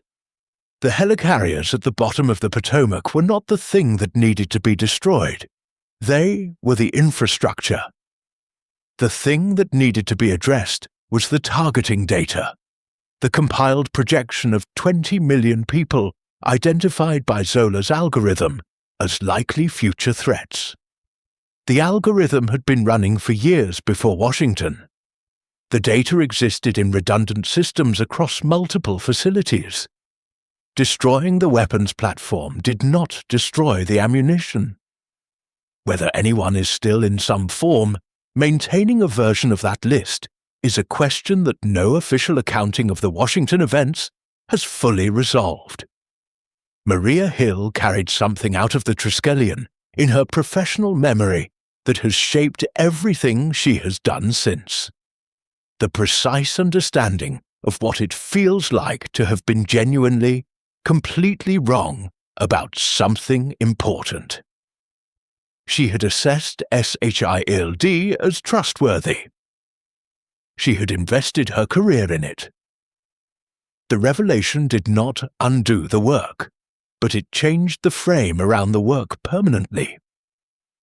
She has spoken about this as the replacement of one kind of certainty with something harder to live in but more honest, the understanding that you cannot outsource your own moral reasoning to an institution and expect the institution to hold it safely. The phrase that Alexander Pierce used most consistently in the internal communications that survived the disclosure was a variant of the same idea expressed in different words. That freedom, in its current form, was the problem that Project Insight was solving. That the gift Hydra was preparing to give the world was the gift of being protected from the consequences of its own choices. The sincerity in those communications is what makes them most difficult to read. Pierce was not performing. He believed it. He had believed it long enough that the belief had become indistinguishable from his own reasoning process. The specific location of the Triskelion, directly across the river from Washington, in a position of symbolic and practical visibility, was itself an expression of what SHIELD had always believed about its relationship to conventional political power. That it operated in proximity to it, served it, was accountable to it in broad strokes, but maintained a degree of independence that allowed it to act more decisively than any elected government could act. This relationship, which the institution's founders had designed as a feature, became the mechanism by which Hydra's internal operation remained invisible for so long. The independence that allowed SHIELD to act quickly also limited the external oversight that might have caught the infiltration earlier. The design principle that made the institution effective was the same design principle that made it vulnerable. What the Washington events changed, and what they did not change, is a distinction that the subsequent history has continued to complicate. The specific iteration of Project Insight was destroyed. The institutional infrastructure that had housed Hydra's operations was exposed and dismantled. The immediate threat was addressed. What the events did not change is the condition that made the infiltration possible in the first place. The willingness of large institutions managing important responsibilities to develop cultures of internal trust that could be exploited by patient adversaries. The door that Zola walked through was not closed by what happened in Washington. It was identified, and that is not the same thing. Fury disappeared after Washington, which was its own kind of answer to the question of what comes next. The man who had spent his career building one of the most powerful intelligence institutions in the world, who had watched it turn out to contain the thing it was built to prevent, chose the oldest available response, to start again, from the outside, with fewer assumptions and more clarity about what could be taken on faith and what needed to be verified every time. It is not a satisfying ending. It is the kind of ending that history produces when the lesson available is not the lesson that can be applied cleanly. The darkness behind your eyelids is quiet now. Let your body continue to settle wherever it has been releasing. We are 7 chapters into this history, and the night has gathered something around you, a particular closeness, a deepening of the dark that is the precondition of rest. The story moves now into a different country, a different language, a smaller and more intimate scale of horror. The scale does not diminish it.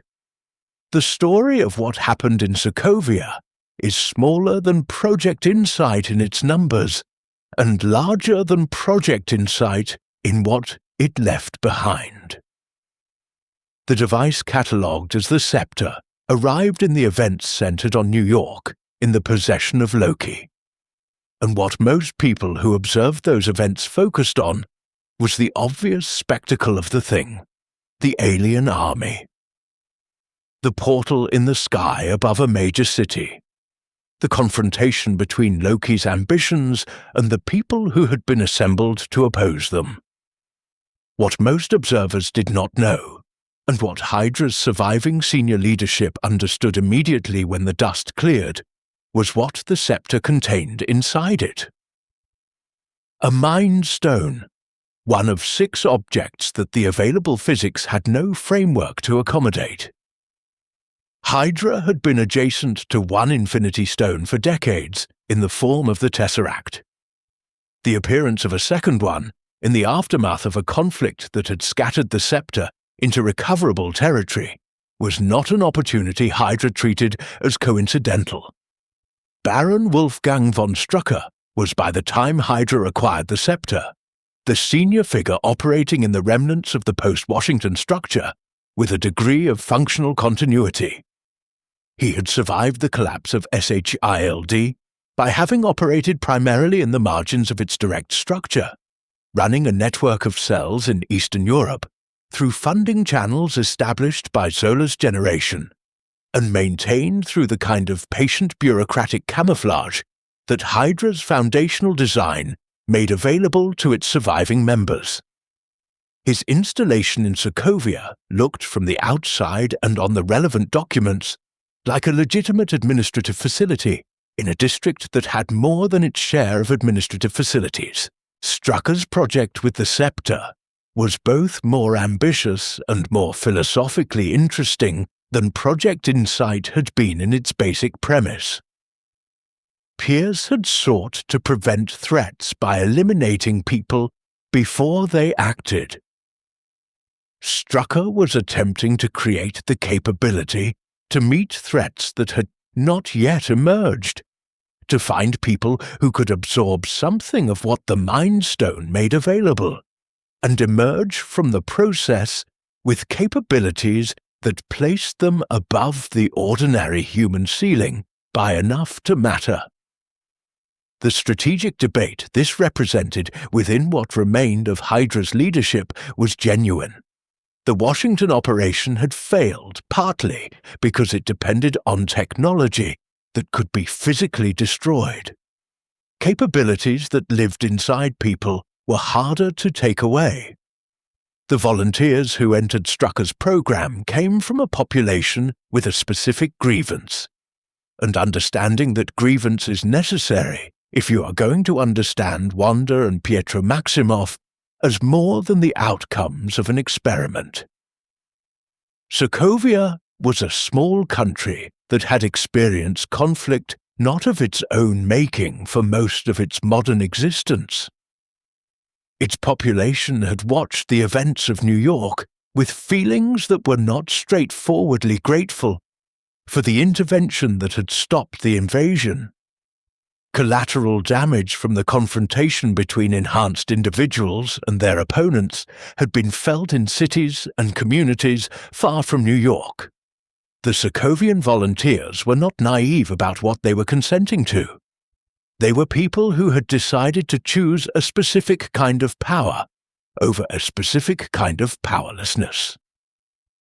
Wanda Maximoff is the most consequential individual that Hydra ever produced. Not created, the word matters. She was already before the experiments something exceptional, perceptive in ways that conventional education had no category for. Emotionally acute to a degree that made the ordinary world uncomfortable to inhabit, possessed of an intelligence that operated across registers simultaneously rather than sequentially. The Mind Stone, in contact with her specific neurological and psychological architecture, did not add something foreign. It amplified something present. It brought into focus and into usable form a sensitivity to probabilities and fields and the emotional substrate of reality that had been part of her since birth, waiting for something with enough power to render it visible. Sit with what that means. The Mind Stone did not change who Wanda was. It revealed who Wanda was, made more of that available to herself, which means that everything she would eventually become, the full, terrifying, compassionate, dangerous scope of what she carried, was present in the young woman sitting across from Strucker's researchers in that Sokovian facility. Hydra did not create her. They opened a door that was already built into her structure and had not yet found its threshold. The difference between creating someone and opening what was already there is the difference between authorship and responsibility. Hydra was responsible for what it opened. It was not the author of what was inside. Pietro's enhancement expressed differently, in velocity, in the particular kind of comprehensive spatial awareness that comes from perceiving the world at a slower relative pace than everything moving through it, in reflexes built for a reality where he had extra time to see what was coming. He experienced the experimental process with more physical distress than Wanda, and emerged from it with a purpose that was simpler and more immediate than hers. Protect her. Be between her and whatever was next. Act first. The speed was the capacity. The protection was the intention. Hydra had given him the tool and had assumed it could aim the tool. It could not. What Strucker did not adequately model for, in designing the experimental program, was the durability of the bond between them. Individual subjects could be isolated and directed through the management of their needs and fears. Two subjects who were also each other's primary attachment, who had survived together since childhood, in circumstances that made self-reliance impossible and mutual reliance the only available architecture, were not manageable through the same methods. Strucker had enhanced them. He had not thereby secured them. The enhancements had made them more capable of acting on their own judgment. Their own judgment included each other before it included anything Strucker had in mind. The broader Sokovia operation produced a cascade of consequences that the people responsible for it did not design and could not have fully predicted. Wanda's abilities, when they interfaced with Tony Stark's specific fear architecture during the Age of Ultron events, produced Ultron, which was not what Hydra had intended, but was precisely what Hydra had created the conditions for. Ultron produced the evacuation and destruction of Sokovia. The destruction of Sokovia produced the political pressure that resulted in the Sokovia Accords.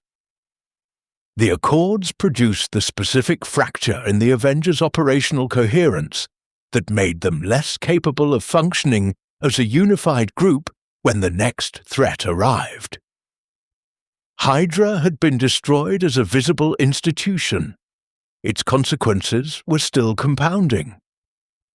Pietro died at Sokovia. He was 26 years old, moving faster than anything on that battlefield, and he moved between Clint Barton and the thing that was going to kill him, and he did not come back from that choice. He had been enhanced by Hydra. He had been aimed by Hydra at people who would become his allies. He had made his own decision at the moment when it mattered most, and that decision was the opposite of what Hydra had built him for. The arc of his life, compressed into its terribly brief span, is the most efficient argument available against the proposition that what is done to a person determines what they become. Hydra made him faster. He decided who to run toward. The question of what the Mind Stone showed Wanda in those first seconds of contact, what it opened inside her, is not something she has described in language that other people can hold fully. She has spoken around it in a way that suggests the experience itself was not translatable into ordinary narrative. What is observable from the outside is what changed in her immediately after. the quality of her attention to the world, the way she moved through spaces, as if she was aware of things in them that other people were not. The specific kind of stillness she had in moments that did not call for stillness. Whatever the stone showed her, it changed the frame through which she perceived everything that followed. The Avengers' assault on Strucker's Sokovia facility brought the public phase of the Maximoff story into the light. The intelligence that led to the operation came from a trail that had begun with Thor's investigations and was confirmed by Stark's own surveillance. The fight that ended with Strucker in a cell was, from the Avengers' perspective, a successful operation against a Hydra cell. From Hydra's perspective, it was the destruction of a specific program that had already produced its most significant result and could not be unproduced. The experiment was finished. The subjects were out in the world. The outcomes were no longer controllable. The facility in Sokovia contained, among the materials recovered, evidence of a scope of human experimentation that the Avengers processed with the specific silence that comes from encountering something that exceeds the available moral vocabulary. The people who had not survived the program were not visible in the public record of the operation. They were present in the documentation. They were present in the choices Wanda and Pietro made in the period immediately following, when the full picture of what the program had cost the people who had not emerged from it as they had emerged was part of what they were carrying. Thor, examining the scepter after its recovery from Strucker's facility, had an intuition about what it contained that preceded any scientific analysis. He had been aware of the Infinity Stones from a different kind of knowledge, the kind accumulated across centuries of operating at the intersection of cosmic events that the human sciences of the early 21st century had not yet developed frameworks to address. His decision to take the scepter to Asgard for examination was made with the specific concern of someone who understood what it meant for an object of that power to have been in Hydra's possession long enough for Hydra to learn something from it. What Hydra had been doing with the stone did not exhaust what the stone made possible. It was only the beginning of what that particular door could open.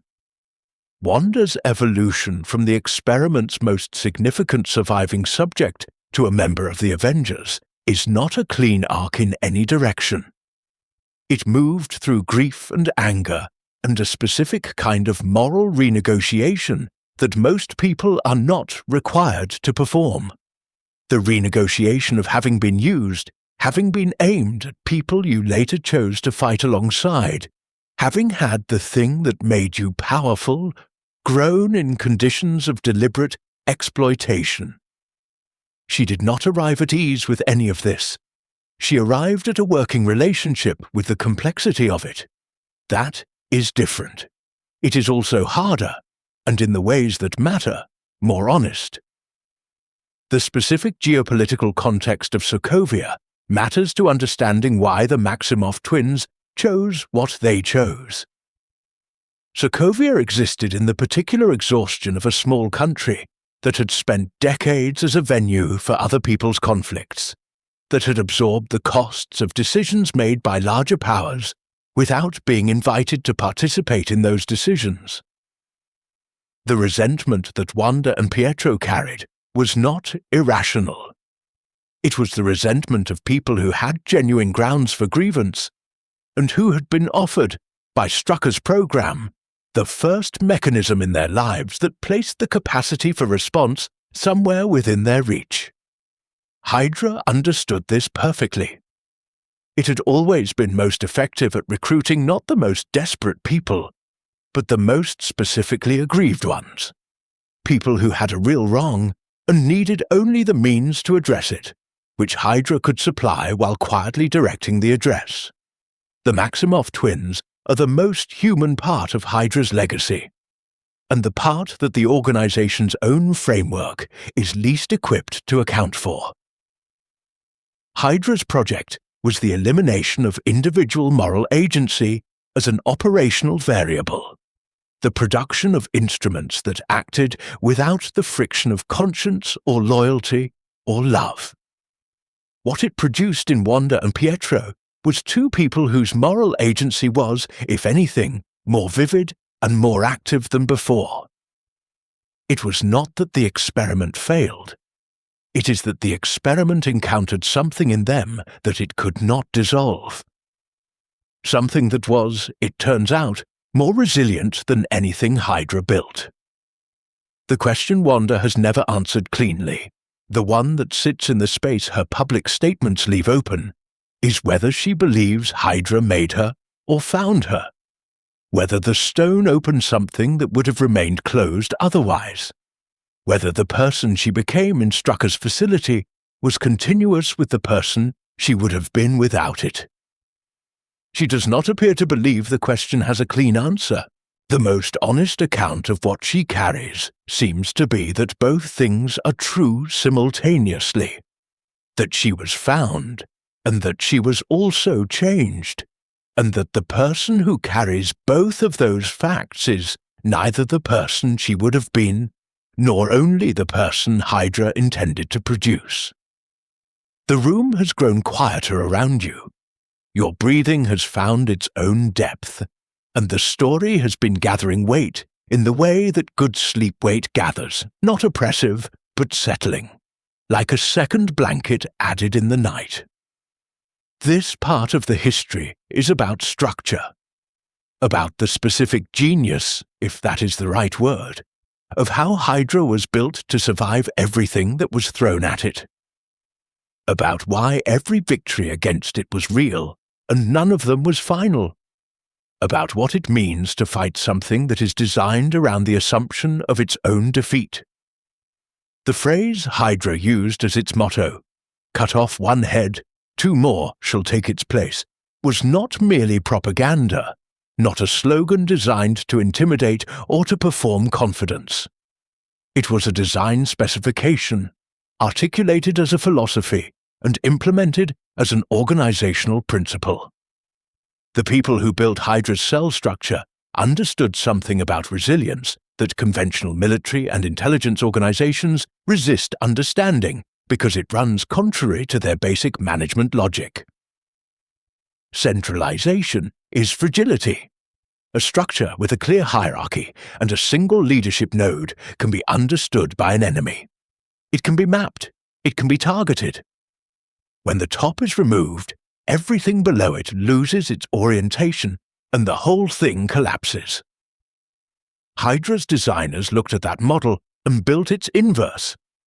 The cell structure that Hydra implemented used the individual cell as its fundamental operational unit. Cells maintained a degree of autonomy that made them functional as independent entities, each with its own resources, its own intelligence capacity, its own mission parameters and personnel. The connections between adjacent cells were minimal, carefully maintained at the narrowest bandwidth required for coordination, and deliberately obscured even from the people maintaining them. A member of one cell, under the most comprehensive interrogation, could reveal at most what their own cell knew.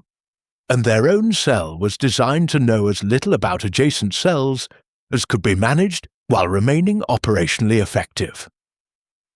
Compromising one node made the map harder to read, not easier. This structure meant that Hydra defeats did not end Hydra. They pruned it. Every Allied raid on a Hydra stronghold in the 1940s destroyed a node that the structure had already been designed to make semi-redundant. Every SHIELD operation in the following decades that identified and dismantled a cell addressed a portion of the network that had already propagated into adjacent structures. The victories were real. The people who achieved them were operating with skill and courage and genuine effect on the specific thing they had located. The thing they had not located was always the next iteration of the same thing. already seeding itself somewhere outside the radius of the current operation.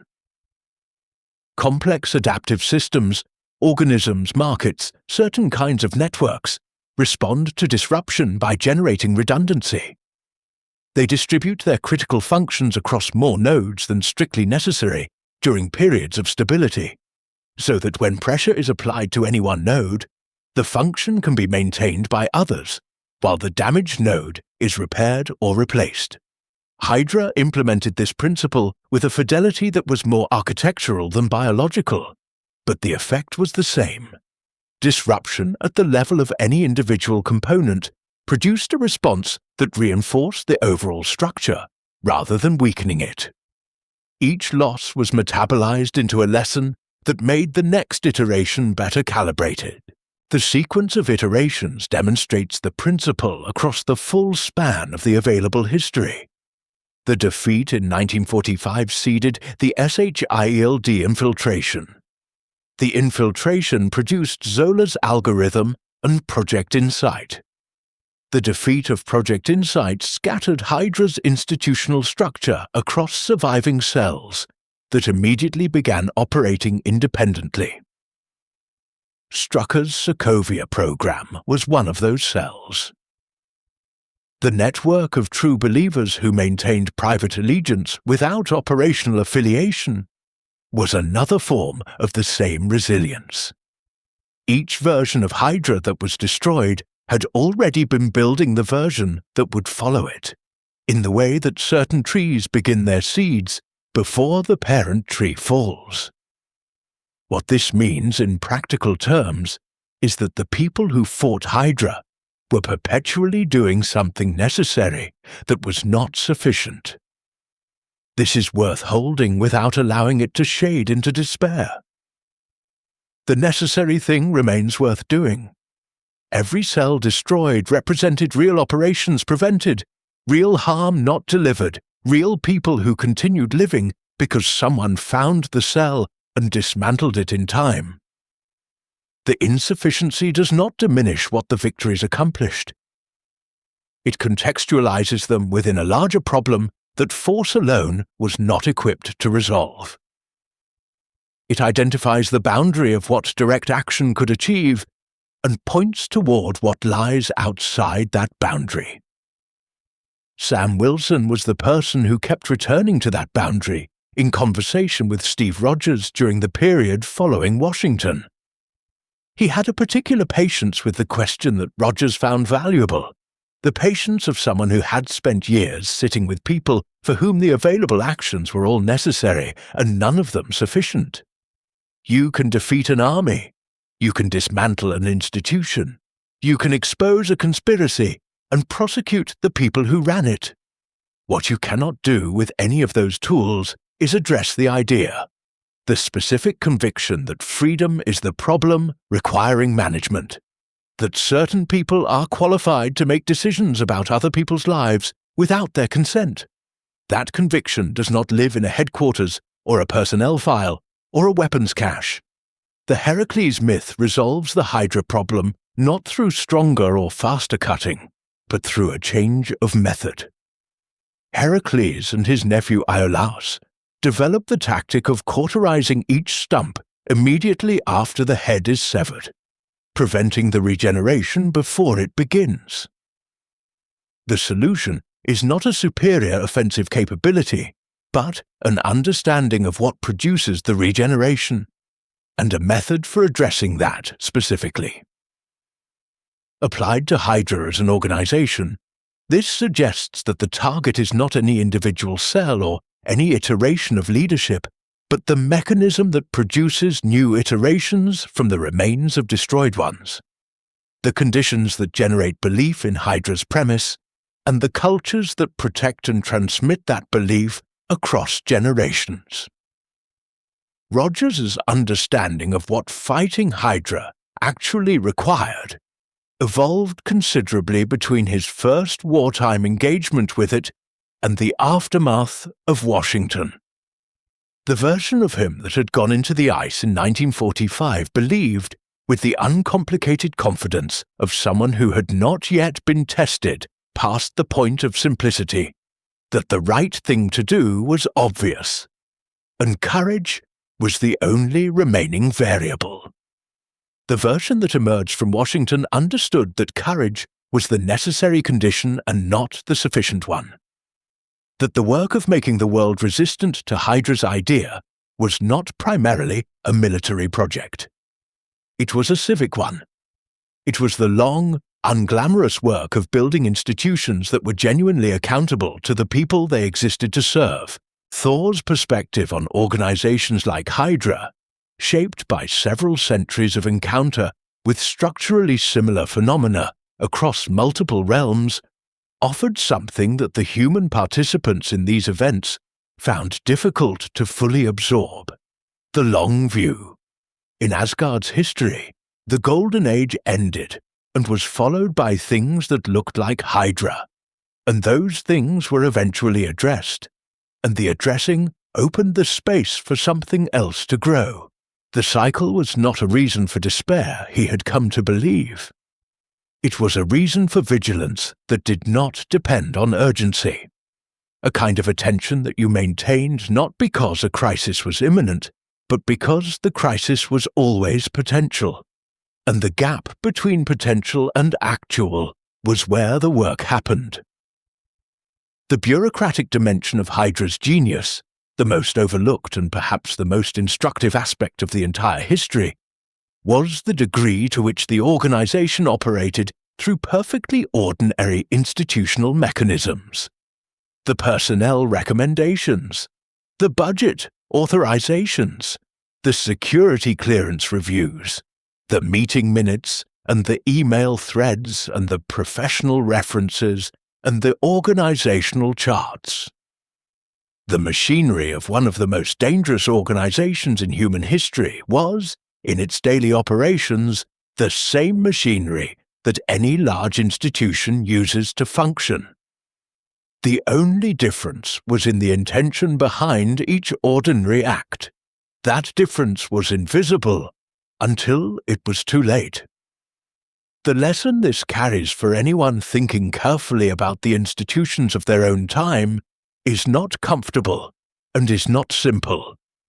It is not that institutions are inherently corrupt or that trust is inherently misplaced.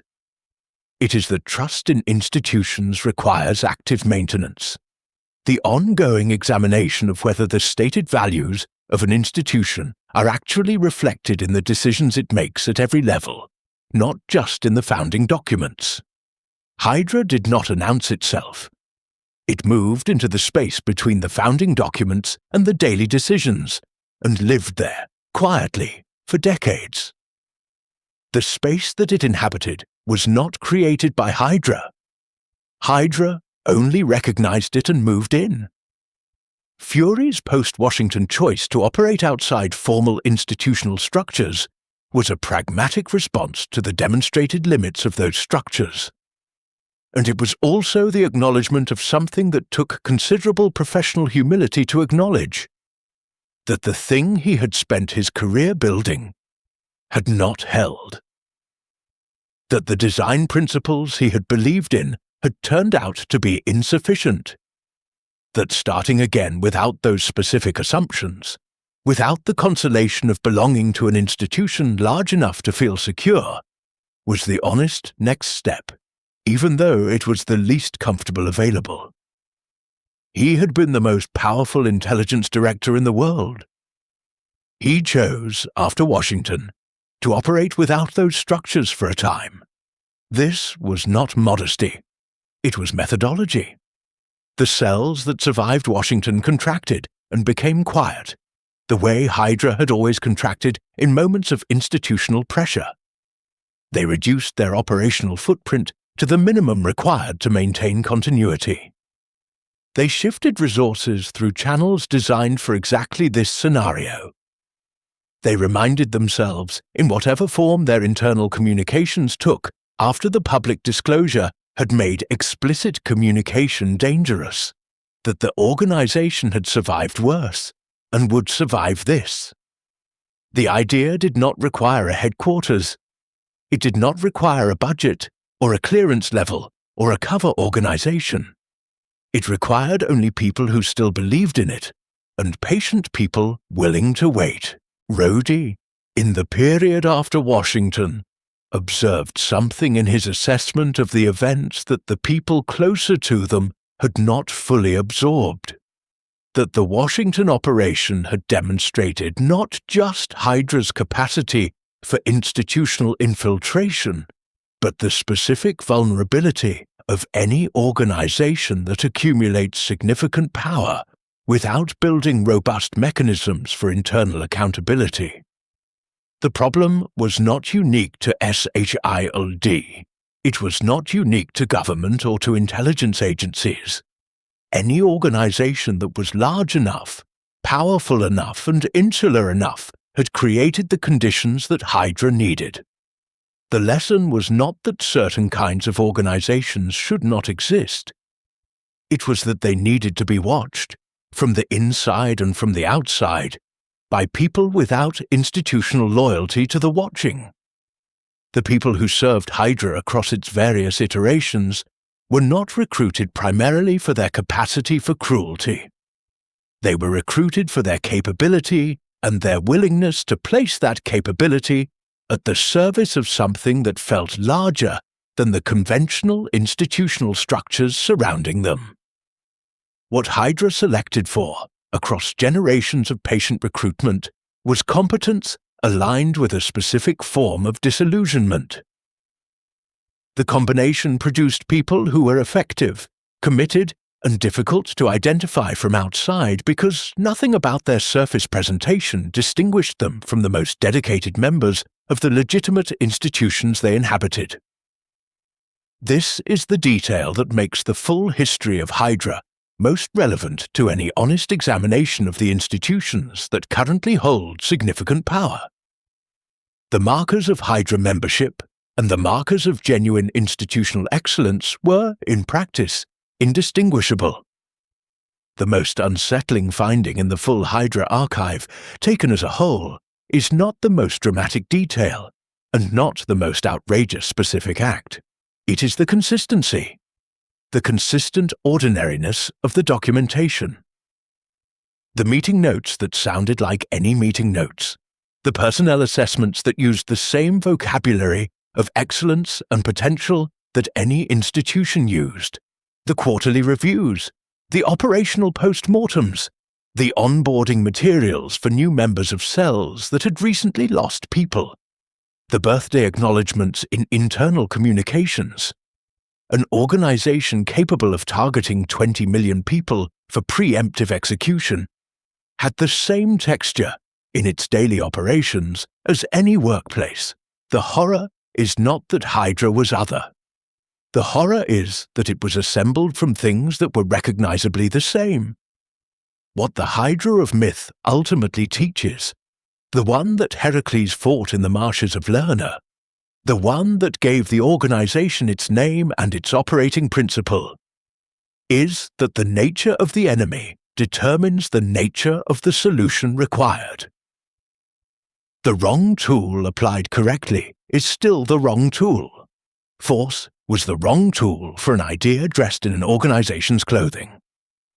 The right tool was what Iolaus brought, not more force, but the capacity to close the wound before it could regenerate, to address the specific mechanism of renewal, to understand what the regeneration needed in order to proceed and to deny it exactly that. 9 passages in now, and the night has deepened fully around you. Let the weight of the story settle. This last part before the close does not move toward action. It turns the lens around. It asks what Hydra reveals as much as what Hydra did. The organization was a mirror held up to the world it operated inside, and some of what it reflected was the world at its worst, and some of what it reflected was the world at its most ordinary. The distinction between those two things is the most important question the full history leaves open. Breathe slowly. Let this passage move through you the way the last light moves across a room before the dark settles completely. Howard Stark spent his most productive years building weapons with the genuine belief that he was building for the right side. He was careful. He was principled within the framework of his professional context. He trusted the institutions that deployed what he built, because he had been present at their founding, and he understood what the founding was for. He did not know that some of what he built, through the specific distribution networks that Hydra had built into SHIELD's supply infrastructure, was reaching purposes he would not have sanctioned. He did not know that some of what he understood from his wartime research into the Tesseract was being used by the person sitting across from him in SHIELD briefings to build the thing that would eventually order his death. The not knowing is not a failure of his intelligence. It is a description of what comprehensive infiltration looks like from inside the institution being infiltrated. Tony Stark inherited this architecture. He grew up in the specific shape of his father's absence, in a childhood that carried the texture of a loss no one fully explained to him until it was almost too late. He became who he became partly in the gap that Howard's death opened. And he did all of that, built the arc reactor, built the Iron Man suit, became the specific person the world needed him to be in a sequence of crises he could not have anticipated, without knowing that the man who killed his father was someone Steve Rogers had loved like a brother. That the organization that ordered the killing had been built inside the institution his father helped found, and that the weapon used was a man who, at the moment he was used, had been stripped of the ability to choose otherwise. The weight of what Tony did not know runs through his entire story. The Avengers, as a team, were assembled under the specific logic of a SHIELD structure that Hydra was simultaneously inhabiting. The threat assessments that shaped the team's early priorities passed through networks Hydra monitored. The intelligence that informed which individuals to recruit passed through decision-making processes that included Hydra personnel. The team built to address the most serious threats to global security was being shaped, from its earliest formation, by one of those threats. None of the Avengers knew this. None of them had the information required to assess it. They were acting in good faith with the best information available, and the best information available was filtered through a system designed to produce a particular kind of picture. This does not make the victories hollow. The Battle of New York was won. The helicarriers were brought down.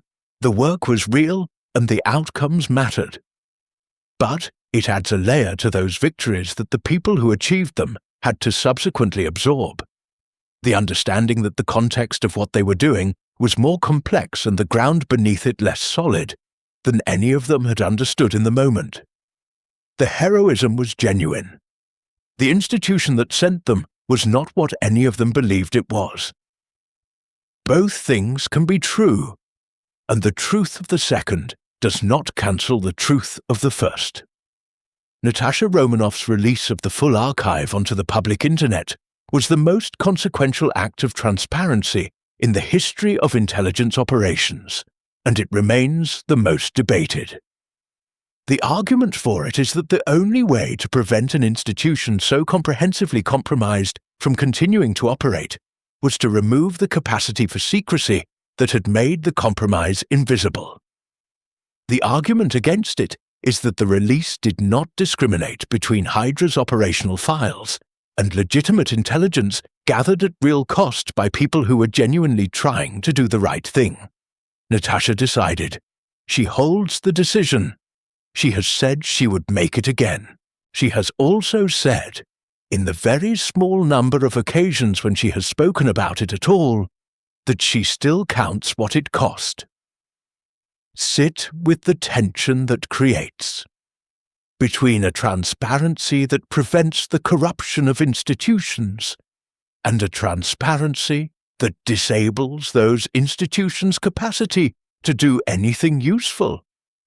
Between the exposure of the thing that should not have been able to operate in the dark and the exposure of the things that need some degree of darkness to operate safely. It is not a tension that resolves on either side. Anyone presenting it as if it does is telling you something about what they want you to conclude, not about the actual complexity of the question. The honest position is that both things are true, and the work of navigating that truth does not end with any single act of disclosure. The Sokovia Accords emerged from the political pressure created by a sequence of events that ran directly from Strucker's Sokovia laboratory through the Age of Ultron events, through the destruction of a city. The argument that powered individuals should operate within a framework of governmental accountability has a genuine case behind it. It is not simply an exercise in political control dressed as responsible governance. The Avengers, by the time the Accords were presented to them, were living in circumstances that had demonstrated to them exactly what institutional frameworks look like when those frameworks were compromised. They were not wrong to be wary. The people asking them to sign were not wrong to want oversight. That both positions had genuine warrant is exactly what made the resulting fracture so damaging.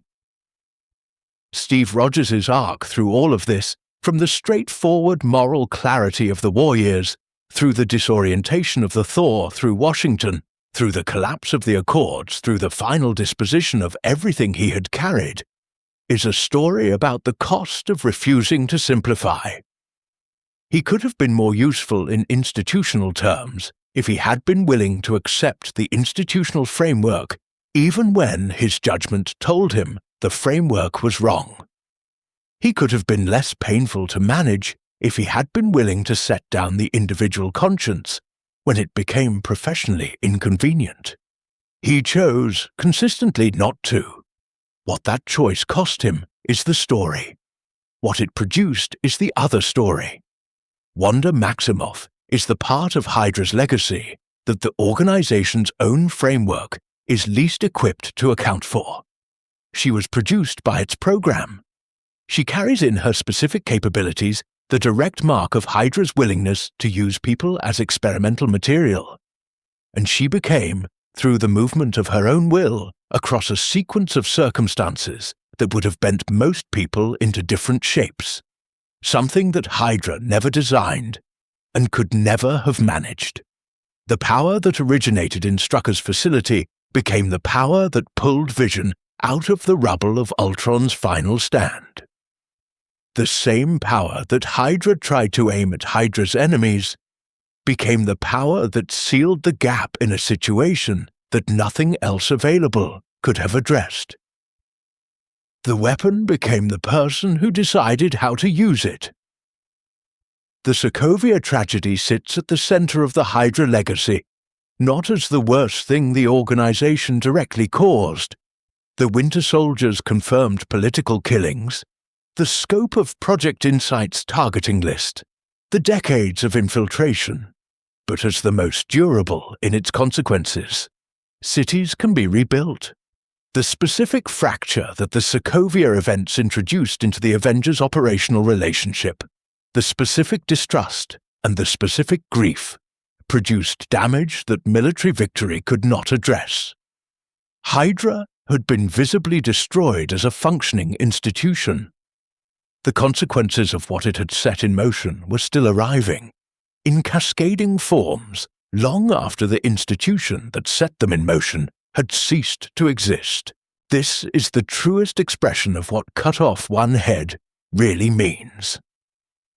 The heads grow back as consequences, not as organizations. The mirror that Hydra holds is uncomfortable for a specific reason that is worth naming directly. It does not reflect only the villains. It reflects the conditions that produced the villains, the specific quality of disillusionment available to be recruited from, the specific form of institutional opacity that provided the cover for the infiltration, the specific concentration of power in large institutions managing global responsibilities that created the structural opportunity for Hydra's long project. Hydra did not emerge from a vacuum. It grew from inside the world it claimed to be remaking, using the tools and the structures and the specific human vulnerabilities that the world had provided. That is not a comfortable thing to sit with. It is the thing that is most important not to lose. Bruce Banner, who occupied a particular position in the Avengers ecosystem, simultaneously one of the most powerful entities involved and one of the most wary of power, offered something in his intermittent reflections on the Hydra history that the more operationally active members of the team had less space to articulate. The reason Hydra was able to do what it did, he observed, was not a failure of intelligence or a failure of military capability. It was a failure of culture. The culture inside CHILD had not developed the habit of questioning its own authority, of treating its own institutional logic with the same skepticism it applied to external threats. The thing Hydra exploited was not a gap in the security architecture. It was a gap in the intellectual culture of an institution that had grown too large and too confident to examine itself with the rigor it applied to everything else. The friends and allies that Rogers assembled in the post-Washington period, the people willing to operate outside the formal structure in the immediate aftermath of the collapse, shared a quality that was not operational capability, though they had that too. It was the willingness to act without institutional backing, on the basis of individual judgment applied to the situation in front of them. Sam Wilson carried it. Natasha carried it, though she wore it differently. Fury carried it in the specific form of someone who had been forced to reconstruct it after having outsourced it for decades. The quality itself, the individual conscience functioning independently of institutional authority, was exactly what Hydra's entire project had been designed to eliminate. And it was, in the end, what Hydra's project could not eliminate, because the people who had it were willing to fight with it. The specific designation that appears in the margins of Hydra's own internal records, the code that no public accounting has resolved into an identity, the reference that appears consistently across documents from multiple decades without ever producing a named person, is the detail that the full history leaves most unresolved. Someone was above Pierce. Someone approved the decisions Pierce made over the span of a career. Someone maintained the continuity between Zola's generation and the Washington operation, and that person was careful enough to not appear in any file that reached the internet. This is either evidence that the person is still operational, or evidence that they were so careful they left no evidence, which amounts to the same thing in terms of what you can know for certain. The reflection in the mirror that Hydra holds is not ultimately a reflection of Hydra. It is a reflection of the gap between what human beings say their institutions are for and what those institutions actually do when no one is watching closely enough. It is a reflection of how long that gap can exist before anyone notices it, if the people who benefit from its existence are patient enough and careful enough and skilled enough at looking like they belong. It is a reflection of the specific cost of that gap, measured in the lives of people who trusted the institution and the lives of people who were placed in the institution's crosshairs without ever knowing they were there. The next chapter of this history has not been written yet.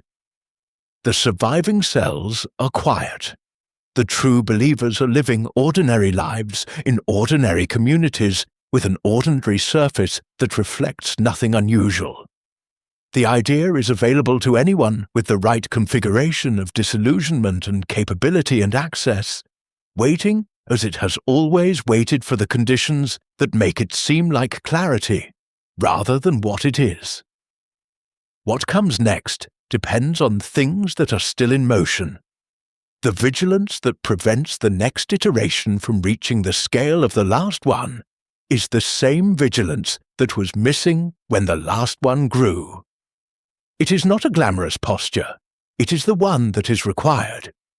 And the question of whether it is being exercised, in the institutions that currently hold the most power, in the cultures that currently shape how those institutions understand themselves, is not a question this history answers. It is the question this history asks. The 10th passage now. You have carried this story from its ancient roots to its most recent edges, and the night has done its slow work around you, and your body has been resting even as your mind has been travelling. Let it rest more completely now. Let the last chapter of this history move through you at the pace of sleep rather than the pace of understanding. There is nothing left to hold tightly. The story will finish on its own, and you can let the dark take you wherever it is taking you. What does it mean for something like Hydra to be finished? The question does not have a clean answer, and the available evidence suggests it may not produce one. The specific institutional infrastructure that Hydra built across 70 years of infiltration was identified and dismantled in the events centered on Washington and in the investigations that followed. The helicarriers are at the bottom of the Potomac. The SHIELD files are public. The senior leadership is dead or in custody, or dispersed beyond operational coherence. Pierce is gone. Rumlow, who survived Washington long enough to become the Crossbones configuration and choose a particular kind of end, is gone. The visible heads have been removed. This is not nothing. None of it is nothing. The cells that survived the collapse did not announce their continued existence. They contracted to the minimum operational size required to maintain continuity and waited with the specific patience that Hydra's design had always built in. As a default response to pressure, they reduced their communications. They moved their resources through channels that had been established precisely for this kind of emergency dormancy. They knew, from the accumulated institutional memory, that Hydra's design protected even when its infrastructure was destroyed, that this kind of moment was always temporary, that the scrutiny would move on, that the field would clear. The individuals within Hydra who were not identified in the disclosure went about their lives. They have jobs, they have professional relationships and community memberships, and their ordinary texture of lives that look, from every available external angle, like nothing requiring examination. They carry the belief the way anyone carries a conviction that has never been successfully challenged, not as a burning ideology requiring expression, but as a background assumption about the way things are and the way they should be. The belief does not require an organization to live in. It lives in the person. It waits in the person, patient as everything Hydra has ever been, for the conditions that make it worth acting on again. The idea itself, the core proposition that Hydra has been carrying in different vessels across its long history, is not addressable by the same means that address the vessels. The concept that order is more important than the freedom that produces disorder. That certain people, through the specific combination of their intelligence and capability and willingness to act where others hesitate, have earned the right to make decisions for the rest of humanity without seeking consent. That the noise and friction of self-governance is a problem requiring management, rather than an expression of something worth protecting at cost. This idea has addressed audiences before. It has done so under different names in different centuries and on different continents. It will address audiences again. What the full history of Hydra teaches, when you hold it as a whole and let it settle into its most essential lesson, is that the resilience of a bad idea is roughly proportional to the genuine failures of the good ones. Every time a democratic institution fails the people it was built to serve, every time the gap between what it promises and what it delivers becomes wide enough for a person standing in that gap to feel genuinely, reasonably betrayed, something like Hydra's recruitment premise finds people who are willing to listen to it. The antidote is not more efficient combat against the specific organization. The antidote is institutions that are more honestly run, who with more genuine accountability to the people whose interests they are supposed to serve. This is not a satisfying answer. It is the only one the evidence supports. Steve Rogers understood this better by the end of his active years than he had at the beginning. And the distance between the two understandings is the measure of what the intervening decades had cost him. The man who came back from the ice believed that the right thing to do was always visible, and that courage was the only remaining variable. The man who emerged from the collapse of SHGELD and from everything that followed understood something harder.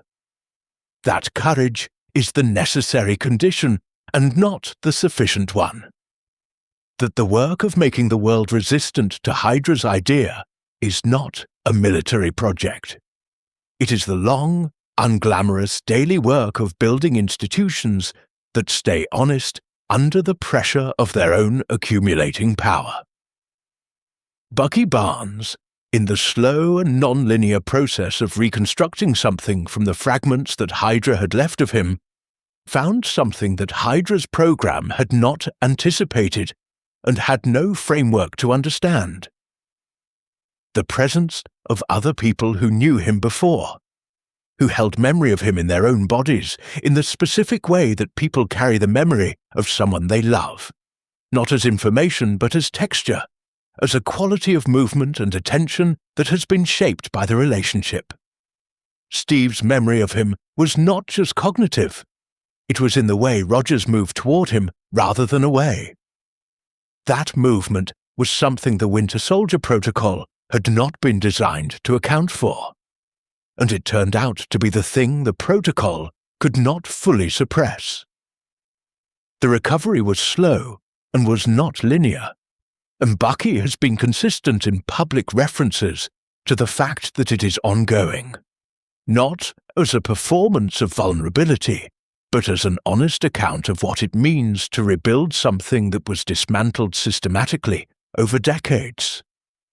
There is no moment at which the process is complete. There is only the accumulation of days in which something continues to knit itself back together, in the space that the conditioning left and in the presence of people who hold a version of him that is older than what Hydra made. Wanda Maximoff continues to be the most open question in Hydra's legacy. She is the thing the organization made that became entirely its own, the outcome that exceeded its own experimental framework, and moved in a direction that no protocol the program used could have predicted. The power that originated in Strucker's laboratory in Sokovia became the power that rewrote the parameters of what was possible in ways that Hydra's scientists had never intended and would not have wanted. She is not a Hydra story. She is a story that Hydra accidentally opened, that then moved, as certain stories do, entirely according to its own internal logic. The rivers and bridges and quiet roads that were the actual sites of Hydra's operational history. The places where the abstractions of ideology became the specific acts that ideology required, carry no markers. The bridge where Rogers and the Winter Soldier confronted each other has no plaque. The Virginia road where Howard Stark's car was directed off its course carries no acknowledgement of what happened there. History of the kind that Hydra practiced was specifically designed to leave no trace legible to anyone who was not already aware of what they were looking at. The erasure was the last step of every operation. This is why the history has to be told, even in a form as quiet as the one you have been listening to tonight. The Tesseract is gone now, in any form accessible to the world's current configuration of powers and institutions. The Mind Stone is gone. The full set of stones whose significance first became practically relevant to human history through Schmidt's obsession with the cube has been removed from the reachable present. What remains is the human situation, unchanged in its essential character, by the presence or absence of objects that operate at a level of power. The human sciences are still only beginning to develop frameworks to describe the choices people make with the capabilities they have, the institutions they build and maintain and betray and try to reclaim, the ideas they carry forward from one generation to the next, and the responsibility to examine those ideas carefully enough to know what they are actually carrying. The night outside is at whatever depth it has reached wherever you are. The particular quality of darkness in the hours before the earliest light. This story has been with you through some portion of that darkness, and it has brought you here, to this edge of the history where the last things settle, and the questions left open can be held lightly rather than gripped. You have understood something tonight, not a clean conclusion. Something with more texture than a conclusion. Something that will continue to develop in the background of your thinking about the institutions around you and the ideas that move through those institutions. Let the images of this history rest where stories rest. The Norwegian church and its cold crypt, the red-masked face of someone who had been given more than he could hold without breaking, the scientist sitting across from his American handlers with a smile no one could interpret, the train in the Alps and the cold after the fall, the helicarriers going down into the river, the face on a bridge that Rogers recognized before his mind knew why his body was already moving, the young woman in a Sokovian facility waiting for what came next, more ready than she knew. These images can rest. They have done their work. You do not have to carry them anymore tonight. The work that remains, the work that Hydra's history makes both necessary and clearer in its nature, belongs to the daylight and to the people who are awake in it. Not to you, not now, not tonight.